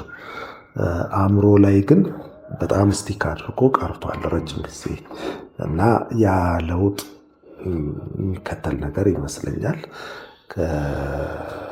ስለዚህ የአእምሮ ሕክምናው ልክ ከመንፈሳዊነት የመራቅ አድርገው ይወስዱታል። አሁን ወደኛ ሲመጡ ሰዎች እየተጠራጠሩ ነው የሚመጡት። ማለት የኃጢአተኝነትም ስሜት ቀላል ቁጥር የሌላቸው ሰዎች ይሰማቸዋል። ምክንያቱም ይህ የመንፈስ ችግር ስለሆነ መድኃኒት እንዴት ወስዳለሁ ወይም ደግሞ ወደ ሜዲካል ሕክምና ለምን እመጣለሁ ብለው ብዙ ያታግላቸዋል። እኛ ግን መጠላት የሌለባቸውን ነገሮች አናጣላ ነው የምንለው። አብሮ መሆን ይችላል። ልክ እንደሌላው ሕክምና አብሮ መሆን ይችላል። ሌላም ሕክምና ስኳርም ግፊትም ቢኖርበት እኮ ሰው መድኃኒቱን እየወሰደ ጸበሉ ምኑን ደግሞ መቀጠል ይችላል እኮ በሚያምንበት ደረጃ ጸሎቱ ምኑም ለአእምሮ ህመም እንደው በደንብ እንደሚረዱ እኛም የራሳችን እምነት እንደተጠበቀ ሆኖ ቦታ ይሰጠዋል። ግን ህክምናው አሁን በፊት ባዮ ሳይኮሶሻል ነበር የሚባለው። ባዮሎጂካል ማለት ስነ ህይወታዊ ወይም የባዮሎጂያችን ማዕከል ያደረገ፣ ሳይኮ የሚለው ሳይኮሎጂካል ስነ ልቦናዊ፣ ሶሻል ማለት ማህበራዊ። በእነዚህ 3 ማዕቀፎች እናየዋለን የአእምሮ ህመምን ነበር። አሁን ግን ስፒሪቹዋል ተጨምሮበታል። 4ኛ ዳይሜንሽን ዶሜን ተጨምሮበታል፣ መንፈሳዊ። ምክንያቱም መንፈሳዊ ሁኔታ ከህይወታችን ልናረቀው ምንችልም አይደለም። መንፈሳዊ ጥያቄዎች ይኖረናል። በመንፈሳዊ መንገድ ብቻ የሚመለሱ ሳይንስ የማይመለሳቸው እሱንን ነገር አድሬስ ማድረግ ራሱ አንድ የቴራፒ መንገድ ነው። ስፒሪቹዋል ቴራፒ ራሱ አንድ መንገድ ነው። ስለዚህ እንደ ሳይንስ ራሱ እንወስደው አንድ ትልቅ ቦታ የሚሰጠው ነገር ነው መንፈሳዊነት። ስለዚህ እኛ የምናረቀው ነገር አይደለም። በሙያችን በፕራክቲሳችንም በልምምድም በምናረቀው ነገር በትምህርቱም ውስጥ ያለ ነገር ነው እና አናጣላውም። ስለዚህ ማይጣሉ ነገሮችን ካጣላ ችግር ነው የሚሆነው። አብሮ ማድረግ ይቻላል። ሌሎች ጉዳዮችንም እናነሳለን። አንደኛው እንድናነሳ የፈለኩት ደግሞ ከዚህ ከማህበራዊ ሚዲያዎች ጋር የተገናኘ በተለይ ወጣቱንም ሌሎችን እንመለከት ነው። መምረጥ የምናየውን ነገር መምረጥ እንግዲህ አሁን ጣት እጃችን ላይ ነው። ጠዋት የተነሳ አንድ ሰው ካልጋው ከመውረዱ በፊት በጣም ብዙ ነገር አይቶ ብዙ ነገር አይምሮ ውስጥ ታጭቆ ነው እንትን የሚያደርገው። አንዳንዴ መንገድ ላይ እየሄድን ብዙም ልብ ያላልነው የሚመስለን ሰው ሲጣላ ወይ ሲደባደብ አይተን ሊሆን ይችላል። አይተን አልፈነዋል። ግን በማናውቀው ሁኔታ ውስጣችን ወይ ደግሞ ቀናችን ተረብሾ እናገኘዋለን እና የቱ ጋር እንደተነሳ ወደኋላ ተመልሰን ስናየው ነው የቱ ጋር እንደተበላሸብን እንኳን የምናውቀው። ሶሻል ሚዲያ ላይ ሲሆን ደግሞ በጣም ብዙ ነገር ነው የምናየው እና ይሄ ምንድን ነው ሊያመጣብን የሚችለው? በተለይ ወጣቱ ምን አይነት ጥንቃቄ ነው ማድረግ ያለበት? እጃችን ላይ ሁሉም ነገር መኖሩ አሁን እንግዲህ የሚመለከተንም አይመለከተንም በፊት ሩቅ የሆነው ሁሉ ነገር ቅርባችን ሆኗል አሁን እና እሱ አሳሳቢ የሆኑ ነገሮች አሉት ወይ? በዛ ላይ መደረግ ያለበት ጥንቃቄስ ምንድን ነው? አዎ ማሸነፊያ መንገዱን በደንብ ማሰብ አለብን። ምክንያቱም ይሄ የሶሻል ሚዲያ አልጎሪዝሙ በራሱ እኛን ለማጥመድ ተብሎ ብዙ ኢንጂነሮች ተራቀውበት የሚዘጋጅ አልጎሪዝም ስለሆነ የአእምሯችን አሰራር ጋር ሊያጠምድ በሚችል አዲክቲቭ በሚሆን ደረጃ ታስቦበት ተጠንቶ ሙከራ ተደርጎበት የሚመጣ ስለሆነ በተናጠል ለብቻችን ራሱ አንዳንዴ ለማሸነፍ ከባድ ነው እና ከባድ ባላንጣ ነው ማለት ነው። ስለዚህ በብልጠት መሄድ አለብን። አንደኛ ሙሉ በሙሉ መራቅ ላንችል እንችላለን። የተመረጡ ነገሮችን ነው እና ሁልጊዜ ስናይ ግን ኮንሸስ ለመሆኑ መሞከር። የምናያቸው ነገሮች በብዛት ትሬንዳቸውን አይቶ ያንን ነው ፊድ የሚያደርገን አልጎሪዝሙ። ስለዚህ ለመምረጥ መሞከር በተቻለ መጠን የምናየው በብዛት የቱን ነው በብዛት እየመጣልን ያለ ምንድን ነው የሚለውን በመሃል ማጥናት መቻል አለብን። ከዛ ትሬንዱን ማስቀየር ስለምንችል ማለት ነው። ከዛ አንጻር አዎንታዊ የሆኑ ትምህርታዊ የሆኑ ነገሮችንም መቀላቀል ጥሩ ነው። አእምሯችን ግን ሴንሴሽናል የሆኑ ነገሮችን ስለሚፈልግ ወደዛ ሊሄድብን ይችላል። ስለዚህ እኛ ኮንሽስሊ ነው ማለት ነው መታገል ያለብን እዛ ላይ። አንድ ያ ነው። ሁለተኛው ነገር ደግሞ ቀጥታ ከመጋፈጥ የጊዜ አጠቃቀማችን ላይ ትኩረት አድርገን ጊዜያችን በሌላም ነገር በደንብ እንዲያዝ ካደረግነው አትሊስት ያን ጊዜ ሰፊ ጊዜ ዲታች እናደርጋለን ማለት ነው። ስለዚህ አክቲቪቲዎች ሊኖሩ ይገባል ቀናችን ላይ። አለበለዛ ያው ሁል ጊዜ እጃችን ላይ ስላለ ያወጣን እንትን ማለታችን አይቀርም፣ ይገፋፋናል። ስለዚህ ቀኑ ሙሉ ስራ ላይ የሚውል ሰው በስራ ቦታው ላይ ጨርሶ ያንን ነገር መጠቀም በማይችልበት ሁኔታ ራሱን እንትን ማድረግ ነፃ ማድረግ መቻል አለበት ማለት ነው። ምክንያቱም አሁን ስራ ቦታ ላይ ሰዎች ይዘው ባለጉዳይ ማናገር ስለጀመሩ ማለት ነው። ስለዚህ ስራ ቦታ ላይ ለምሳሌ እንዳይኖር ማድረግ የስራ ኃላፊዎች ከሆን ወይም በመስሪያ ቤታችን ላይ ይህንን ነገር እኛ ራሱ ግፊት አድራጊ መሆን መቻል አለብን ማለት ስልክን በምን ሁኔታ በስራ ላይ መጠቀም እንዳለብን አሁንም እያወጣን ሶሻል ሚዲያ መንከፍት ከሆነ አስቸጋሪ ነው። ስለዚህ የስራው ራሱ እንትን እንዲያግደን እኛም ኮንትሪቢዩት ማድረግ አለብን፣ አስተዋጽኦ ማድረግ አለብን። ወደ ቤታችን ስንመጣ ለምሳሌ የእንቅልፍ ሰዓት የሚባለው አለ አይደለ? ማታ ስንገባ ስልክ ይዘን አለመግባት ሊሆን ይችላል፣ ቻርጅ ላይ ልንተወው እንችላለን። እንዲህ ባሉ ቀለል ባሉ መንገዶች ነው እንጂ ይዘነው ራሱ እየታገልን አናሸንፈውም። ስለዚህ እጃችን ላይ የሚሆንበትን ጊዜ የምናይበትን ጊዜ ቅድሚያ መከላከል ነው። ስለዚህ ያችን ለማሳጠር እነዚህ አክቲቪቲዎች ሌሎችን ተጓዳኝ አክቲቪቲዎች መፍጠር አለብን። አለበለዚያ አልጎሪዝሙ ጋር መታገሉ በጣም ከባድ ስለሚሆን ማለት ነው እና ታይማችንን መወሰን ስክሪን ታይም ይባላል። እሱን ማኔጅ ካደረግነው አትሊስት ኤክስፖዠራችን ውስን ስለሚሆን በዛች ሰዓት ላይ ያለው ነገር እንደው የከፋም ነገር ቢሆን አትሊስት ሌላው ነገር ባላንስ ያደርግልናል ማለት ነው እና እንዲህ ላይፍ ስታይላችን ላይ መስራት ነው። አኗኗራችን ላይ ከስራ ውጭ የምናደርጋቸው ሌሎች አክቲቪቲዎች መፍጠር፣ ወቅ ማድረግ፣ ኤክሰርሳይዝ ከቻል ማድረግ፣ የአካላዊ እንቅስቃሴ ማድረግ፣ ሰዎች ማግኘት፣ መጠየቅ፣ ማውራት እንደዚህ ስናደርግ ጊዜውን በአግባቡ እንትን እንለዋለን ማለት ነው። እንግዲህ ይሄ መረጃን በቀላሉ የማግኘት ነገር ሲነሳ አንደኛው ከዚህ ከአእምሮ ችግሮች ጋር በተገናኘ እንግዲህ የተለያዩ አይነት ችግሮችን በሶሻል ሚዲያ ላይ ያዩ ራስን ማከም ወይ ደግሞ ለዛ መፍትሄ መፈለግ የተለመደ መጥቷልና ከዚህ ከአእምሮ ጋር በተገናኘ ምንድነው ስም መስጠት። እንግዲህ አንዳንዴ ይህንን ነገር ከዶክተር ዳዊት ወንድማገኝ የሰማሁት ለህመሞች ስም መስጠት በጣም አደገኛ ነው አንዳንዴ የሚል ነገር ሲያነሳ፣ ለምን ስም ከተሰጠ እሱን ተከትለ ምልክቶቹን ወደ መፈለግ ትሄዳለህ እና አሁን ሶሻል ሚዲያው ላይ ብዙ የሚታዩት በተለይ በተለያየ ሀገር ላይ ሆነው የሚያሳድጉ ኢትዮጵያን ልጆች ያሏቸው ቤተሰቦች በጣም የሚቸገሩበት ጉዳይ ይሄ ነው። ያ ልጅ ወይም ያቺ ልጅ የአንድን ህመም ምልክት ታነብና የዛ ታማሚ ነኝ ብላ ራሷን ሐኪም ጋርም ስትቀርብ ሊያሟላ የሚችሉ ነገሮችን በይቷ ትዘጋጃለች እና እንደዚህ አይነት ኬዞች በጣም ብዙ አይቻቃለሁ እና እነዚህ ነገሮች በጣም አካሄዳቸው አደገኛ መስሎ ይሰማኛል። እዚህ ላይስ መደረግ ያለበት ጥንቃቄ ምንድን ነው? የአንዳንዱ ሰው የአእምሮን ህመም በራስ ማከም የት ድረስ ሲሆን ነው የሚቻለው? ማድረግ ያለብንስ ጥንቃቄዎች ምንድን ናቸው? በጣም ቆንጆ ጥያቄ ነው። ሁልጊዜ የምናየው ነገር ስለሆነ አይ ቲንክ ከእኔም ልምድ በጣም ቅርብ የሆነ ነገር ነው ያነሳው። አሁን ጊዜ ያለው ትሬንድ ይሄ ኦፕንነሱ ምኑ ያመጣው አንዱ እንትን ነው እና ሲመጡ እኔ ፖዚቲቭሊ ነው እንትን ምላቸው። መጀመሪያ ማየቱ ክፋት የለውም፣ ግን ኮንክሉድ ማድረግ የለባችሁ ነው እንጂ ችግር የለውም። ያም ሆኖ አንዳንድ የህመም አይነቶች ላይ እንገድባቸዋለን። ጭንቀት ያለበት ሰው አሁን አብዝቶ ባያይ ነው የሚመረጠው፣ ምክንያቱም ጭንቀቱን ይጨምርበታል። ስለዚህ ከህክምናው ተቃራኒ ነው የሚሆንበት ከዛ አንጻር እንጂ ክልከላ የለበትም።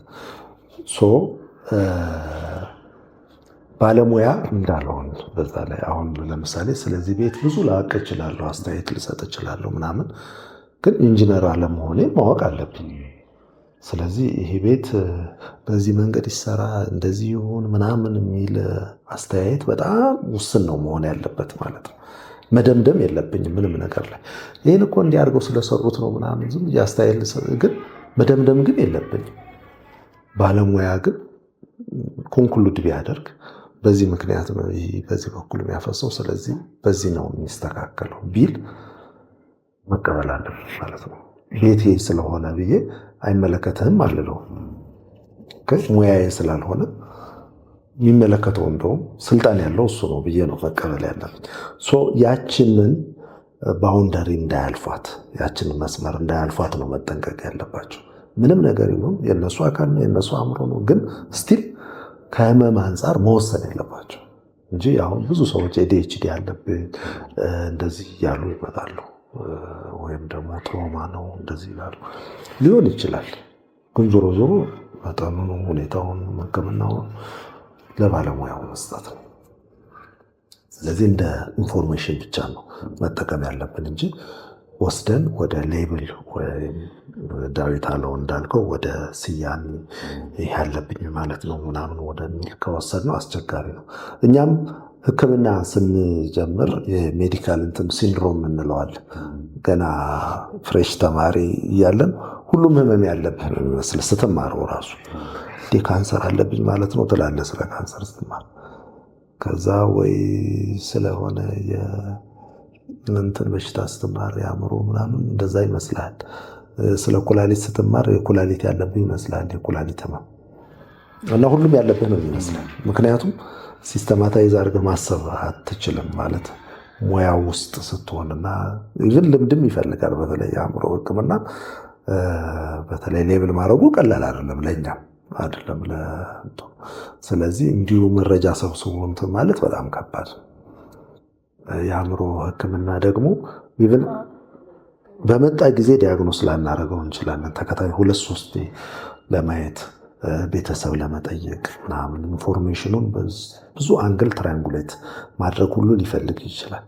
ምክንያቱም በዛ ነው እኛ ዲያግኖስ የምናደርገው። የተለየ ላቦራቶሪ ቴስት ወይ ራጅ ምናምን የለውም በአብዛኛው። ስለዚህ እዛ ላይ በጣም ከፍተኛ ጥንቃቄ ማድረግ ይፈልጋል። አንዳንዴ በክትትል ላይ ያለ ሞር ወደዚህ ደግሞ የማድላት ነገር በዚህ በኩል ብናየው ሁሉ እንላለን። ተለዋዋጭ ነገር ሊኖረው ይችላልና አእምሯችንም በጣም ዳይናሚክ ነው። ተለዋዋጭ ስለሆነ አንድ ቦታ ላይ ወስዶ ፊክስ ማድረግ በጣም አስቸጋሪ ነው።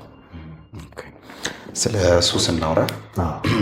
ሱስ እንግዲህ እናንተው ባለሙያዎቹ አንዳንዴ ስትገልጹት ሱስ በራሱ ከአእምሮ የህመም አይነቶች አንዱ ተደርጎ ሲነሳ ሰማለሁ። ሌላ ጊዜ ላይ ደግሞ ለአእምሮ ህመም አጋላጭ ከሆኑ ነገሮች አንዱ ተደርጎ ይታያል እና ቦታው የቱ ጋር ነው ከሱስ ጋር የተገናኘው? ችግርስ የሚሆነው ምን ሲሆን ነው የሚለውን በሱስ ዙሪያ ላይ ያሉትን እስቲ ሀሳቦች ነገር ሁለቱም ነው። ልክ ነው። ለብዙ ህመሞች መንስኤ ወይም ደግሞ አባባሽ ይሆናል። ራሱን ችሎ ደግሞ እንደ ህመም የሚታይበት ሁኔታና ደረጃ አለው። ጥገኝነት ላይ ያለ ሰው እና ዲፔንደንት የሆነ ሰው እንደ ህመም ትሪት ማድረግ አስፈላጊ ነው የሚሆነው። ምክንያቱም ከቁጥጥሩ ውጭ ነው። ልክ አንድ ሰው የወባ ህመም ታሞ ወይም ደግሞ ቲቪ ታሞ የሳምባ ቲቪ ኖሮት ቢስል ሳሉ ምልክቱ ነው። ሳሉን ማቆም አይችልም። ህመሙ ሲቆም ነው ሳሉ የሚቆመው። ሱሱም አንዳንዴ በዛ ደረጃ የሚሆንበት ሁኔታ አለ እና ሱሱን ለመቆጣጠር ከሚችሉበት አቅም በላይ ሆኖ ሱሱ የበላይ በሚሆንበት ጊዜ ልክ ቲቪ የያዘው ሰው ሳሌን አፍኜ መቆጣጠር አለብኝ ቢል እንደማይችለው እንደሚፈነዳው እንደዛ ነው። ስለዚህ በህመምነት እናየዋለን። ህመም ሲሆን ደግሞ ሕክምና ይፈልጋል። በሕክምና መደረግ እንዳለበት የራሱ እንትን ይኖረዋል ማለት ነው። አባባሽነቱ ምንድን ነው? ያው አእምሮ ላይ ስለሚሰሩ ነው። ሱስ የሚሆነው አእምሮ ላይ ስለሚሰራ ነው። የአእምሮ ኬሚካሎችን ይቀይራቸዋል። በዛ የተነሳ ብዙ ህመሞች ይመጣሉ። አሁን ከጫት ጋር የተያያዙ ብዙ ህመሞች እየመጡ ነው አሉና ጫት ግን እንደ መደበኛ ብዙ ችግር እንደሌለው ባህላዊ እንትን አድርገን የተቀበልነው ይመስላል። በውስን የሀገራችን አካባቢ ላይ የነበረ ነገር ዛሬ ህገወጥ መሆን ሁሉ ያለባቸው ናቸው። እንግዲህ ብዙ እንታገላለን በማህበር በምን ግን ሊሳካ አልቻለም። ያው የኢኮኖሚ ኢምፕሊኬሽን ስላለው መሰለኝ መንግስትም ልብ ብሎ አያዳምጥም ስለ ጫት ሲነሳ በተለይ እና ብዙ ችግር አለው። ሌሎችም ድራጎች እንደዚሁ በፊት እኛ ሀገር ውስጥ እንደ በቲዮሪ ብቻ የምናወራቸው ድራጎች አሁን የሌለ ድራግ የለም ሀገራችን ውስጥ። ሁሉም ድራግ አለ፣ መጠኑና ሁኔታው ቢለያይም ማለት ነው። እና በፊት በውጭ የምናውቃቸው ዛሬ ፕራክቲስ እያደረግንበት ነው። የኛ ልምድም ጨምሯል ማለት ነው። የስራ ልምዳችን ግን ያሳዝን ነው። ሳብስታንስ ላይ ያለው ነገር እንደ ሀገርም በጣም አስጊ ሁኔታዎች ይታዩኛል። ውስብስብ ናቸው። ብዙ ሰውም እየታመመ ነው። ግን ከመደበኛው ከጫት ከአልኮል ከሱ አትሊስት ብንጀምር በደንብ ብናጤነው ጥሩ ነው አስባለሁ። ምክንያቱም በቃ ክልክልም አይደለም፣ በየመንገዱ በጣም ይቻላል። በተለይ የጫት ነገር በጣም አሳሳቢ ነው። ብዙ የስኪዞፍሬኒያ ህመምን ያባብሰውም ቆሶቆሶም ጫት ነው በአሁኑ ሰዓት እና እሱ ያሳስበኛል። ሁለቱም ነው፣ ህመምም ነው፣ ለሌሎች ህመምም ቆስቋሽ ነው። እንደ ጆከር ነው ማለት ነው። በየቦታው የምናስገባው ነገር ነው ማለት ነው። እንግዲህ ወደ ባለፉት 14 ዓመት አካባቢ በዚህ ስራ ውስጥ ስታሳልፍ መቼም ወዴት እየሄድን እንደሆነ መናገር የሚያስችል ልምዶ አለህ ብዬ ነው ጥያቄ የማነሳው። የኬዞቹ የሚመጡት የችግር አይነቶች እንደው በእድሜም በጾታም በሚመጡ የኬዝ አይነቶች መነሻቸውንም እያለን ብናነሳ ከዚህ ከአእምሮ ችግር ጋር በተገናኘ ኢትዮጵያ ውስጥ ያሉት ኬዞች ልንመድባቸው እንችላለን? የሆነ እየተቀየረ የመጣ ነገር አለ ወይ? በተለያየ መለኪያና ማንጸሪያዎች ውስጥ እያየ ብትነግረን። በጣም ጥሩ። እንደ አጠቃላይ ትሬንዱን ስናየው አንዳንድ አዳዲስ ነገሮች እናያለን። አሁን መደበኛ የሆኑት ሁሌም ያሉ ናቸው። ጭንቀት፣ ድብርት፣ ከነዚህ ጋር የተያያዙ የአእምሮ ህመም ሁኔታዎች ሁሌም ያሉ ናቸው። ሰው ልጅ ከተፈጠረ ጀምሮ ያሉ ናቸው። በህመም ደረጃ የምናውቃቸውና ያሉ ናቸው። እንደዚሁም ደግሞ ከባድ የአእምሮ ህመም የምንላቸውም ደግሞ ባይፖላር፣ ስኪዞፍሬኒያ ምናምን የምንላቸውም አሉ። ሁሌም ባሉበት ሬት ይቀጥላሉ ማለት ነው። ሌላ ግን እንደ ትሬንድ ግን እየጨመረ ያለው አንደኛው ቅድም ያነሳ ነው ሳብስታንስ ከሱስ ጋር የተያያዘው ማለት ነው። እና የሱስ እና ተያያዡ ችግር በጣም እየሰፋ እና እየጠለቀ መጥቷል፣ እየተወሳሰበ መጥቷል። ይሄም ቅድም እንዳልኩት በፊት ማናያቸው ማናቃቸው ድራጎች ከመግባታቸው ከግሎባላይዜሽን ጋር ከዓለም አቀፍ ግንኙነቱ በጣም እየሰፋና እየተሳለጠ መምጣቱ ትራቭሎች ምናምን ተያይዞ የባህል ለውጥም ይዞት የሚመጣው ነገር ተደማምሮበት ድራጎች በጣም በከፍተኛ ደረጃ ጨምረዋል። ወደ ታች እየወረዱ መጥተዋል በእድሜ ደረጃ። አሁን በፊት ጫት የሚቅመው ወይ የሚጠጣው ምናምን እድሜ ያው በዝም ብሎ በልምድ ይታወቃል። ከተወሰነ እድሜ በፊት የተለመደም አይደለም፣ ማንም አይቀበልም። አሁን ግን ሃይስኩል ላይ ወደ ታች ወርዶ ኦፒዮይዶች ራሱ በታብሌት መልክ የሚጠቀሙ 7ኛ ክፍል 6ኛ ክፍል ልጆች እየገጠሙ እናያለው። ትምህርት ቤት ላይ እነዚህ የህመም ማስታገሻ መልክ ያላቸው ግን ኦፒዮይድ ናቸው። ትራማዶል የሚባለው በተለይ በጣም በስፋት ነው። በቃ እንደ ቆሎ እንትን የሚባለው በጣም አስፈሪው እሱ ነው አንደኛው። እንደገና ሲጋራ ማጨስም ደግሞ ወደ ታች እየወረደ መጣ። ማኔጅ እየተደረገ ነው ሲባል ወደ ታች ግን ትሬንዱ እየወረደ በሌላ በተለያየ ፎርም በኤሌክትሪክ ሲጋር ፎርም ጭስ የሌለው ጭስ አልባ የሆነ እንትን እሱን በማድረግ እንትን ማድረግ መጥቷል እና ብቻ ከሱስ ጋር የተያያዘው ነገር እየተወሳሰበ እየተራቀቀ እና እየከበደ እየሰፋ ነው ያለው። እሱን ትሬንድ እናያለን። ሌላው ከትሮማ ጋር የተያያዙት ከሀገራችን ሁኔታ ጋር ተያይዞ የሚመጡ የድህረ አደጋ የአእምሮ መታወክ ፖስት ትራውማቲክ ስትረስ ዲስኦርደር እና ተያያዥ ትሮማ ሪሌትድ እንላቸዋለን። እነሱ በጣም እየሰፉ ነው ያለው። እሱ መፈናቀል፣ ጦርነት፣ ግጭት፣ እነዚህ ነክ ነገሮች ማለት ነው። በሪልም ቨርቹዋል በሶሻል ሚዲያም ላይ ባለው በእንትንም ላይ ባለው ማለት ነው። ሌላው ጋምብሊንግ ጋር የተያያዘውም እንደዚሁ እየሰፋ የመጣ ነገር ያለ ይመስለኛል። ፓቶሎጂካል ጋምብሊንግ እንለዋለን። እሱ በህመም በሱስ ደረጃ የቁማር ሱስ ማለት ነው በጣም እየሰፋ መጥቷል። ቤቲንግ ምናምን ጋር ተያይዞ ማለት ነው። እና እነዚህ ነገሮች በስፋት እያየናቸው ነው።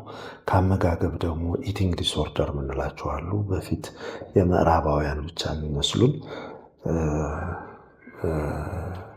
ለጤና አደጋ በሆነ ደረጃ ምግብን ሬስትሪክት አድርጎ እየከሱ አሁንም ወፍራም ነኝ ብሎ መጨነቅና እንትን ማለት ህይወትን አደጋ እስኪጥል ድረስ ኢቲንግ ዲስኦርደር አኖሬክሲያ ነርቮሳ ምንለው አሁን አልነበረም። አሁን ግን እናያለን ኬዞች። እነዚህ ኬዞች ይመጣሉ። ቡሊሚያ ነርቮሳ፣ ቢንጅ ኢቲንግ ምናምን የሚባል ዝም ብሎ በልቶ ማስታወክ ምናምን። እሱ ከቦዲ ኢሜጅ ከሰውነት ከአካል ቅርጽ መኖር አለበት ብለን ከምናስበው ከክብደት ከቅርጽ ከገጽታ አንጻር ያለን እንትን በጣም እየተለወጠ መጥቷል።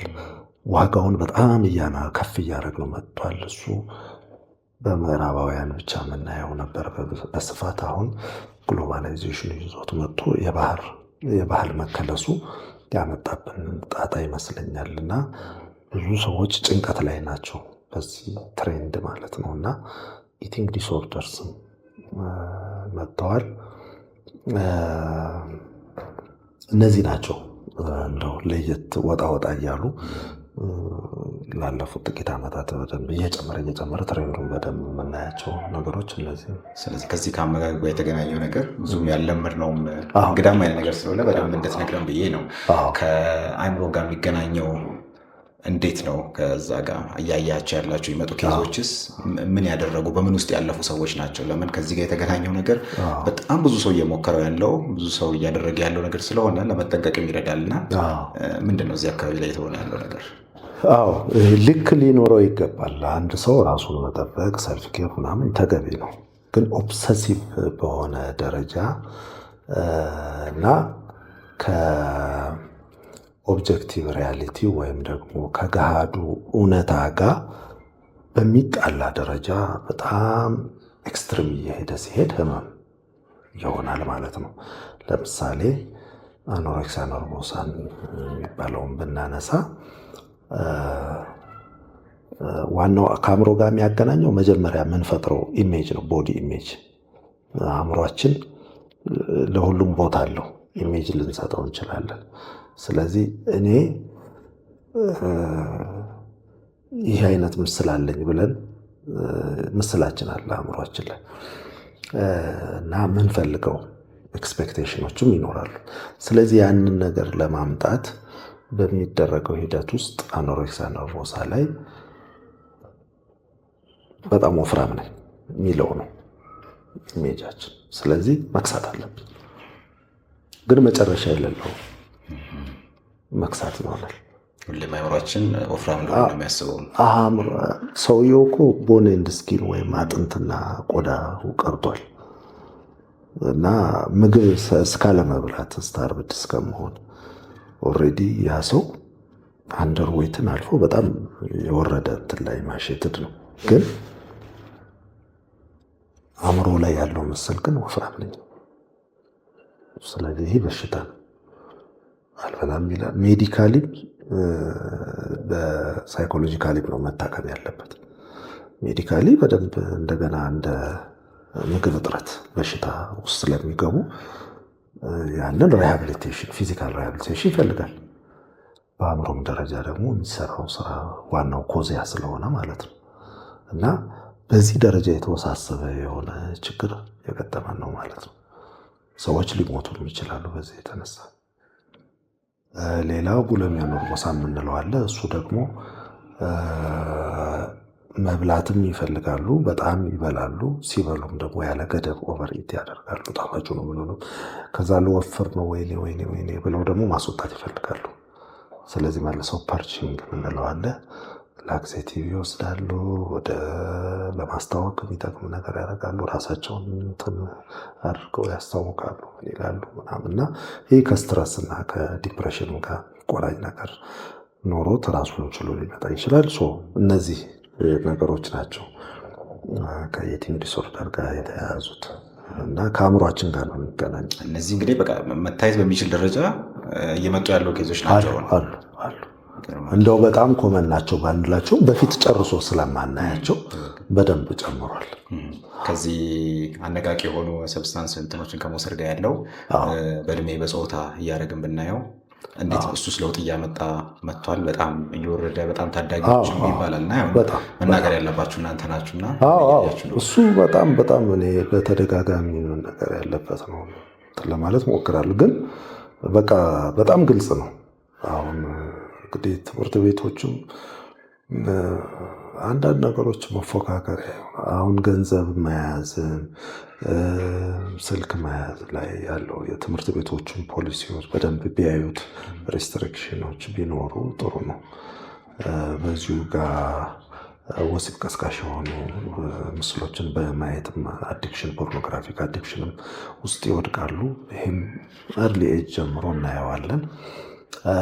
ስለዚህ በብዛት አሁን ማየው ምንድነው ትራማዶል በተለይ ኦፒዮይድ ነው፣ የህመም ማስታገሻ ነው፣ ርካሽ ነው። ስለዚህ ሰዎች በጣም አንዱ እንትን የሚለው ትሬንዱ እየሰፋ ያለው እሱ ነው። ከልጅነት ጀምሮ ነው የሚታየው። አንዴ ደግሞ እንትን ካለ ለመላቀቅ በጣም ከባድ ነው፣ አስቸጋሪ ነው እና በራሳቸው ለመውጣት ስለሚያስቸግራቸው እዛው ላይ ይቀጥላሉ። በጀመሩት ዶዝ ደግሞ መቀጠል አይቻልም። በጣም ከፍተኛ ምቾት ማጣት ስለሚፈጥር ከፍ እያልክ መሄድ አለብህ በየጊዜው። ስለዚህ 10-20 ታብሌት ምናምን በአንዴ የቃሙ እንትን ይላሉ እና እሱ ነው በጣም ኮመንሊ የምናየው።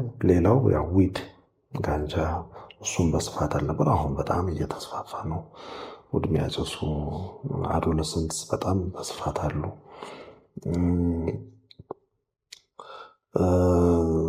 ያው መጠጥ ሁሌም ኮመን ነው፣ እሱም አለ። ማጨስ ላይ እንዳልኩ ሲጋር፣ እንደዚህ ትሬንዱ ወደ ታች መውረዱ ነው ምናልባት ኖቲሰብል የሚሆነው አንዱ ክስተት ወደ ታች መውረዱ ነው ለኔ እንትን የሚያደርገኝ ማለት ነው። ከፍ ያለ እድሜ ላይ ያለ ሰው መጠቀም አለበት እያልኩ አይደለም፣ ግን ገና በማደግ ላይ ያለ አእምሮ ላይ ሳብስታንስ ሲኖርና ያ በጣም ይለያያል ኢምፓክቱ። ለብዙ የአእምሮ ህመም ያጋልጣል። በአርሊ ኤጅ ላይ ወይም በልጅነት እድሜ ላይ ሳብስታንሶች ሲጀመሩ ማደግ ያለበትን እድገት ሳይጨርስ አእምሮ በጣም ብዙ እክሎች ይደርሱበታል እና እሱ በጣም አሳሳቢ ነው። እሱን ነገር በደንብ እንድትነግረን እፈልጋለሁ። ልክ ለትልቅ ሰው የተፈቀደ ይመስላል ብዙ ጊዜ ታዳጊነትና ልጅነት እድሜ ላይ ይሄ ጥንቃቄ ሲባል ምክንያት አለው። አእምሮ ምን ማለት እንደሆነ እንድትነግረን። ኤግዛክትሊ አእምሮ እንግዲህ እንደው በአካል ደረጃ እድገቱን በተወሰነ መልኩ ይጨርሳል ምንለው በ20ዎቹ አጋማሽ አካባቢ እስከ 25 ምናምን እድገት ላይ ነው። ስለዚህ ይህ በጣም ሴንሲቲቭ ፔሪየድ ነው ማለት ነው። ስለዚህ በዚህ ጊዜ የምናደርጋቸው ነገሮች ቋሚ አደጋ የመሆን እድላቸውን ነው የምናሰፋው። አይረዱም ማለት አይደለም፣ ስቲል ተስፋ የሚያስቆርጥ ነው ማለት አይደለም፣ ግን ልፋቱን በጣም ይጨምረዋል ማለት ነው እና በዛ አንጻር ስለምናየው ከአእምሮ እድገት አንጻር ስለምናየው ነው እንጂ በየትኛውም እድሜ ላይ ያው ኬሚካል ነው የሚቀይረው። አእምሯችን ላይ ብዙ ነገሮችን ነው የሚያዛባው። ብዙ ችግሮች ይመጣሉ። የትኛውም እድሜ ላይ በሱስ ውስጥ መኖር ራስን አለመሆን ነው። ተፈጥሯዊ ነገራችን መግደል ነው። በጣም አደገኛ ነው። በአጠቃላይ እንግዲህ እነዚህ ሁሉ ኬዞች በግልም እንደ ሐኪም እናንተ ታያላችሁ፣ ደግሞ እንደ ማህበር ደግሞ የአእምሮ ሕክምና ማህበር አላችሁ። በአንድ ወቅት አንተም ትመራ ነበር እሱም ተቋም። ምን ትነጋገራላችሁ? በፖሊሲም በምንም ለውጥ እንዲመጣ አንዳንድ ነገሮች በተለይ እዚያውን ታዳጊነት ላይ የምታነሳልኝ እንግዲህ እናንተን ስራ የሚያበዛ እንደ ሀገርም ደግሞ በጣም መልሶ ብዙ ወጪ የሚያስወጣን ነገር እየሆነ ነው። እንደ ማህበር ትነጋገሩበት አላችሁ ወይ? የትስ ድረስ ነው እናንተ አንድ ነገር ማስለወጥ የምትችሉት? በዚህ ጉዳይ ላይ የምታወሩባቸው ቶፒኮች አሁን ምንድን ናቸው አሳሳቢ ናቸው ብላችሁ? እነዚሁ ነው እናወራለን። ለማውራቱ ፈጻሚ አካላት አሉ። እነሱም ጋር ለመሄድ ለእንጌጅ ለማድረግ እንግዲህ ምንድን ነው እንደ ቅድመ ሁኔታ ለማየት ነው ትልቁ ችግር። ሌላ ተፎካካሪ ኢንተረስቶች ይኖራቸዋል። ውሳኔ ሰጪ አካላት ከብዙ አንግል ያዩታል። ጫት ላይ እንዳነሳሁት ኢኮኖሚካሊ ያለው ነገር ሊያሳስባቸው ይችላል። ኦልሬዲ ሀገሪቱ ትልቅ ኢኮኖሚ ሆኗል። ተፎካካሪ ነው ከነቡና ጋር። ስለዚህ በጣም እንትን ያደርጋቸዋል። ግን ደረጃ በደረጃ እንቅረፈው። እንደዚህ ስትራቴጂክ ነገሮችን ዶኩመንትም ለማዘጋጀት እንሞክራለን፣ እናስገባለን፣ እንትን እንላለን።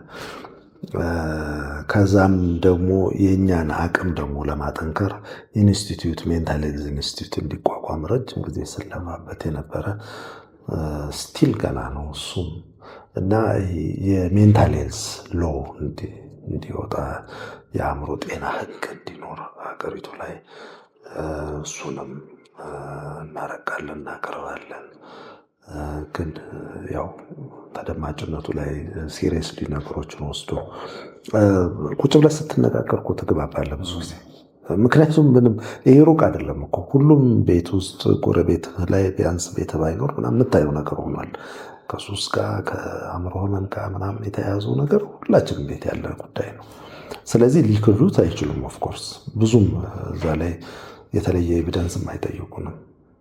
ግን ወደ ተግባር ሲኬድ ነው ትልቅ ችግር እየሆነ ያለው እና ያ ነገር እንግዲህ የሀገሪቱ ፕራዮሪቲ ለመሆን እና ቅድሚያ የምሰጠው ትልቅ አጀንዳ እንዲሆን ማን ማድረግ አለብን? የኛም ማካሄድ እንግዲህ ስቲል ክፍተት ሊኖረው ይችላል። ግን የቁጥር ማነስ ራሱ አስተዋጽኦ አለው።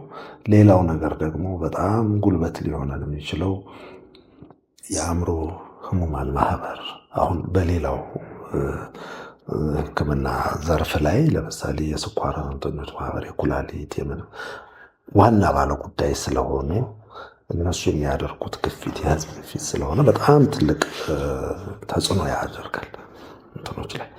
ወደኛ ስንመጣ መገለሉ መድሎ ምን አለ እንደዚህ አይነት ጠንካራ ማህበር መመስረት በጣም ከባድ ነው። ሰዎች ራሳቸውን አውጥተው በድፍረት ለማስተማር ለማሳወቅ እንደዚህ እንትን ለማለት ሜምበር መሆን አለባቸው እና ያንን ነገር መፍጠሩ ተቋቁሟል። ጥቂት ደፋር የሆኑ ተገልጋዮች የኢትዮጵያ የአእምሮ ሕክምና ተገልጋዮች ማህበር የሚባል ተቋቁሟል። እኛም በተቻለ መጠን ለማገዝ እንሞክራለን። እነሱ እንዲጠናከሩ በጣም እመኛለሁ። በሚችለው እንትን እላለሁ እና ሁላችንም አይ ቲንክ ያ ነው አንዱ እንትናችን። እሱ እሌኒ ትባላለች ፕሬዚዳንቱ። በጣም ጎበዝ እንትን ናት፣ በጣም ካፔብል ናት እና ሌሎችም አሉ በዙሪያዋ እየታገሉ ነው ያሉት። ስለዚህ የእነሱ ድምፅ ደግሞ ሌላው አፕሮች ጥሩ አፕሮች ሊሆን የሚችለው እሱ ነው ብዬ አምናለሁ። እየሞከሩ እነሱ ግን ይሄ ኢንስቲትዩት ያልከውና በህግ ደረጃ የአእምሮ ጤና ህግ መኖር ማለት በተለይ እዛ ኢንስቲትዩት ላይ አንተ እንዲቋቋም ብዙ ስትገፋ እንደነበር አውቃለሁ እና ዝም ብለን ባይጸድቅም ባይቋቋምም ምን ማለት እንደሆነ የተወሰነ ነገር እንድናቅ እነዚህ ነገሮች ያሏቸው ሀገሮች ምን አላቸው ማለት ነው? ትርጉሙ ምን ማለት ነው? እነዚህ ሁለቱ ሀገሮች ውስጥ እናንሳቸው። አሁን ስርዓት ይኖረዋል። አንደኛ እንደ መብት የአእምሮ ሕክምና አገልግሎት የትም ቦታ ላይ እንዲኖር አክሰስብል እንዲሆን ተደራሽ እንዲሆን የሚያስችል አስገዳጅ የሆነ ጫና የሚያሳድር ነገር መፍጠር ይቻላል። ህጋዊ ይሆናል ማለት ነው። ስለዚህ እንደ መብት እኔ አካባቢ የአእምሮ ሕክምና የለም ብሎ የሆነ ወረዳ ሊጠይቅ ይችላል ማለት ነው። ለምንድን ነው የሌለው? መብቴ ነው እኮ የህግ ሽፋንም አለ ማለት እንዲችል አክሰስን በተመለከተ ልናቀርብበት እንችላለን። በዚህ ደረጃ ህግ ከሆነ ሌላው የአካሄድ ስርዓቶች የህክምናውን ስርዓት ራሱ ግብዓቶችን ለማሟላት ምን ለማለት እንደዚሁ ህጋዊ የሆነ ጥላ እንዲኖረው እናደርጋለን ማለት ነው እና በጥራትም በአቅርቦትም ደረጃ የተሟላ እንዲሆን ለማስቻል ህግ ወሳኝነት አለው።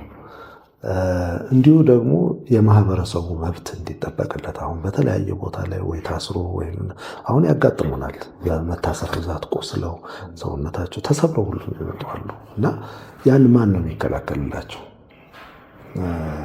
በህክምና ተቋማት ውስጥ ሊሆን ይችላል፣ በእምነት ተቋማት ውስጥ ሊሆን ይችላል፣ በባህላዊ ህክምና ተቋማት ውስጥ ሊሆን ይችላል። የሚደረገውን አቢዩዝ ወይም የሰብአዊ መብት ገፈፋ ማን ነው የሚከላከለው? ህግ እኮ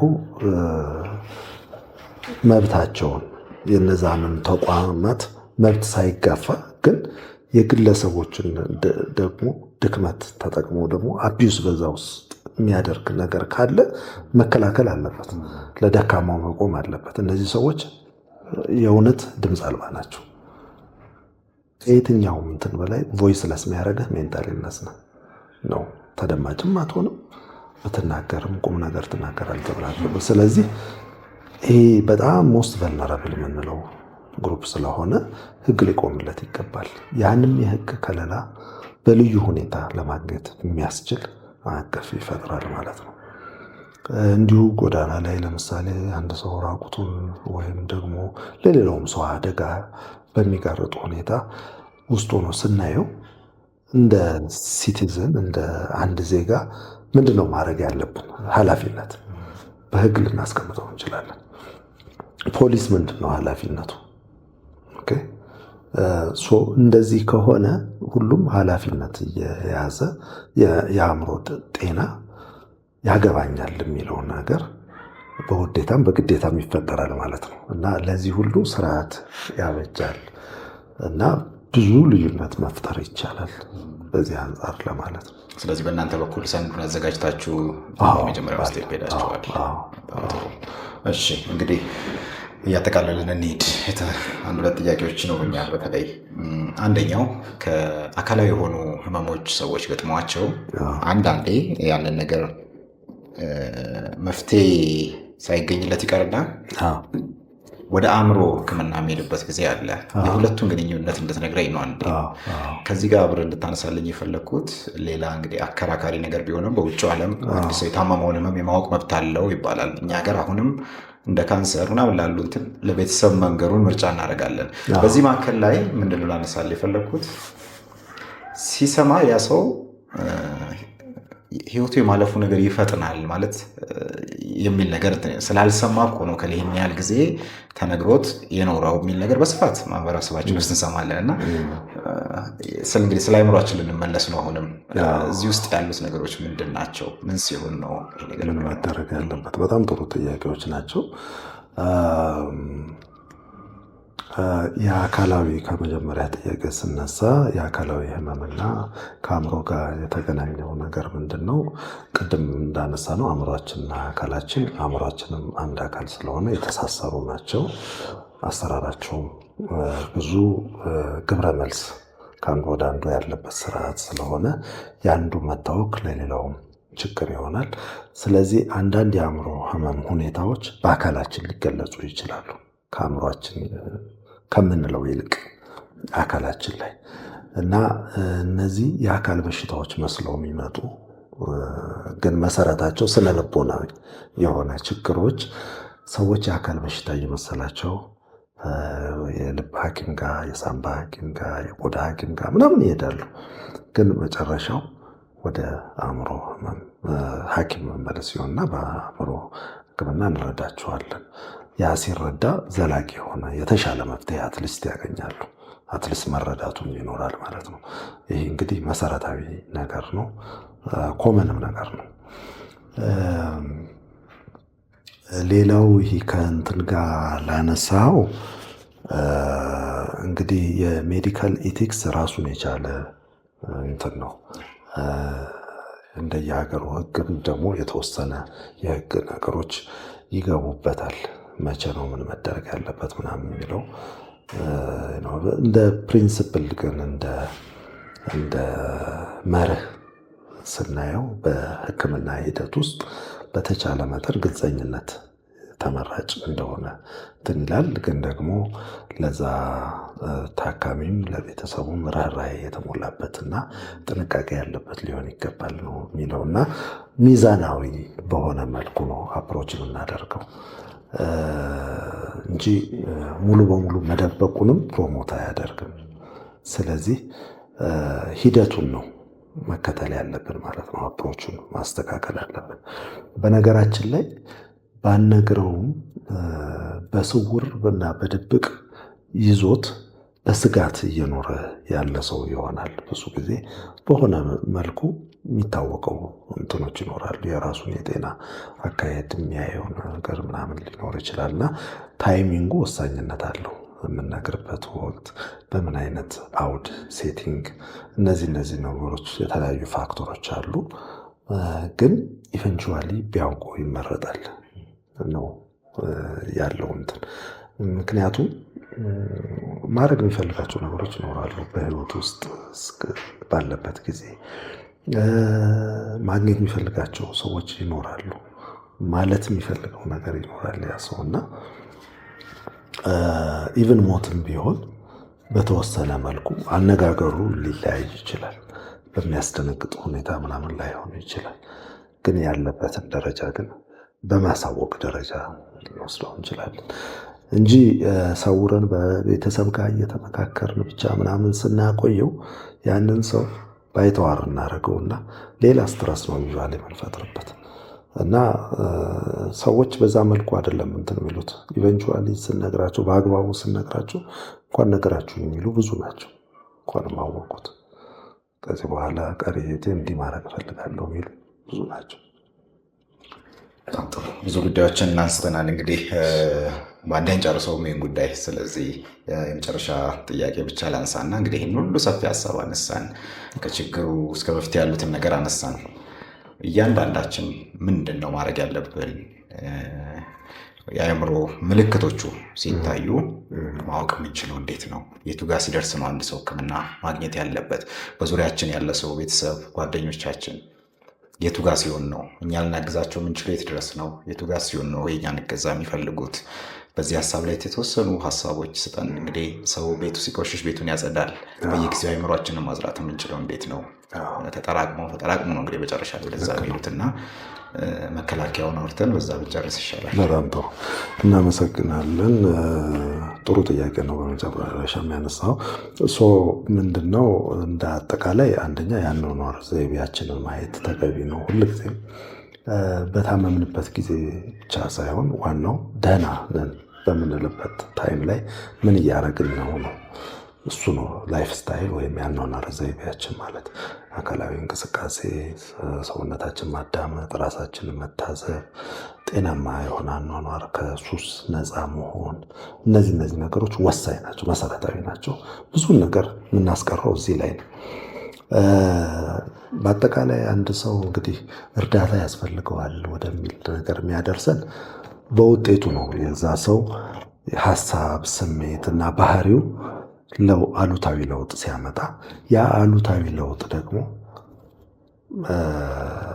ተጽዕኖ በስራው ላይ፣ በማህበራዊ ህይወቱ ላይ በግልጽ እየታየ መሆኑን ስናቅ ያኔ እርዳታ እንደሚያስፈልገን ለራሳችን የሚሆን ለሌላው ሰው መረዳት አለብን በጥቅሉ እንጂ እያንዳንዱን የአእምሮ ህመም ምልክቶች ምናምን ማወቅና ያንን አውቀን ቅድም ወዳልነው ሌብል አድርገን ምናምን አንችልምም፣ ተገቢም አይሆንም። ስለዚህ በጥቅሉ ተጽዕኖውን ማየት ነው። ያ ተጽዕኖ ከስራ እያስቀረው ሊሆን ይችላል፣ ከትምህርት እያስቀረው ሊሆን ይችላል፣ ከማህበራዊ ህይወት እያገለለው ሊሆን ይችላል። በእነዚህ ይገለጻል ማለት ነው። በተጽዕኖ ነው፣ በፍሬው እናየዋለን። እዛ ወደ እርዳታ ብናመጣው ይመረጣል በተቻለ መጠን። ያ እንኳ ባይሆን ግን ኢንቫይሮመንቱን ለመቀየር መሞከር፣ ወደ ጤናማ ላይፍ ስታይል ማምጣት። ሱስ ላይ ያለ ከሆነ እንዴት ይወጣል? ስትረስ ያለበት በኢኮኖሚ ወይም ደግሞ በብቸኝነት የሚመጣ ስትረስ ከሆነ እሱን ችግር እንዴት እንፈታለታለን? ካለበት አውድና ሁኔታ ችግሩ ተነስተን መፍትሄ ለመሆን መሞከር ነው። በተቻለ መጠን ግን ለባለሙያ ማገናኘት ትልቁ መፍትሄ ይሆናል። በተረፈ እንግዲህ የአእምሮ ጤና አጠቃላይ ደግሞ የሁላችንም ጉዳይ ነው። የሆነ ህመምተኞች ተብለው የተመደቡ ሰዎች ብቻ ጉዳይ አድርገን አለማየት ነው። እኛ ነገ ምን እንደምንሆን አናውቀውም። አእምሯችን ሁኔታ ተለዋዋጭ ነው። ሁልጊዜ ልንታመም እንችላል። ማንኛውም ሰው ሊታመም ይችላል። ኩላሊታችን፣ ሳምባችን፣ ጉበታችን መቼ እንደሚታመም እንደማናውቀው ማለት ነው። ስለዚህ ቅድመ ጥንቃቄ ላይ ማተኮር የአእምሮ ጤና ላይ አጀንዳ እንደሆነ ቅድሚያ ሊሰጠው እንደሚገባ አእምሯችንን ማሰብ እንዳለብን ራሱ እንደ አካል ልንንከባከበው እንደሚገባ መረዳት ማወቅ ጥሩ ነው። ስለዚህ በዚሁ ብንል ይሻላል። እናመሰግናለን። በጣም አመሰግናለሁ። እንግዲህ ደጋግመን የምንገናኝባቸው ጉዳዮች ይኖራሉ። ለዛሬ ለነበረ ጊዜ በጣም አመሰግናለሁ። ተከታታዮቻችን የዛሬው ዝግጅታችን ተጠናቋል። ለቤተሰብ መሰናዷችን አብረውን የነበሩት ዶክተር ዳዊት አሰፋ ናቸው። ስለ አእምሮ ጤናና ሕክምና ዙሪያ ሰፊ ውይይት አድርገናል። ሳምንት በሌላ ጉዳይ እንመለሳለን። አብራችሁን ስለቆያችሁ እናመሰግናለን። ጤና ይስጥልን።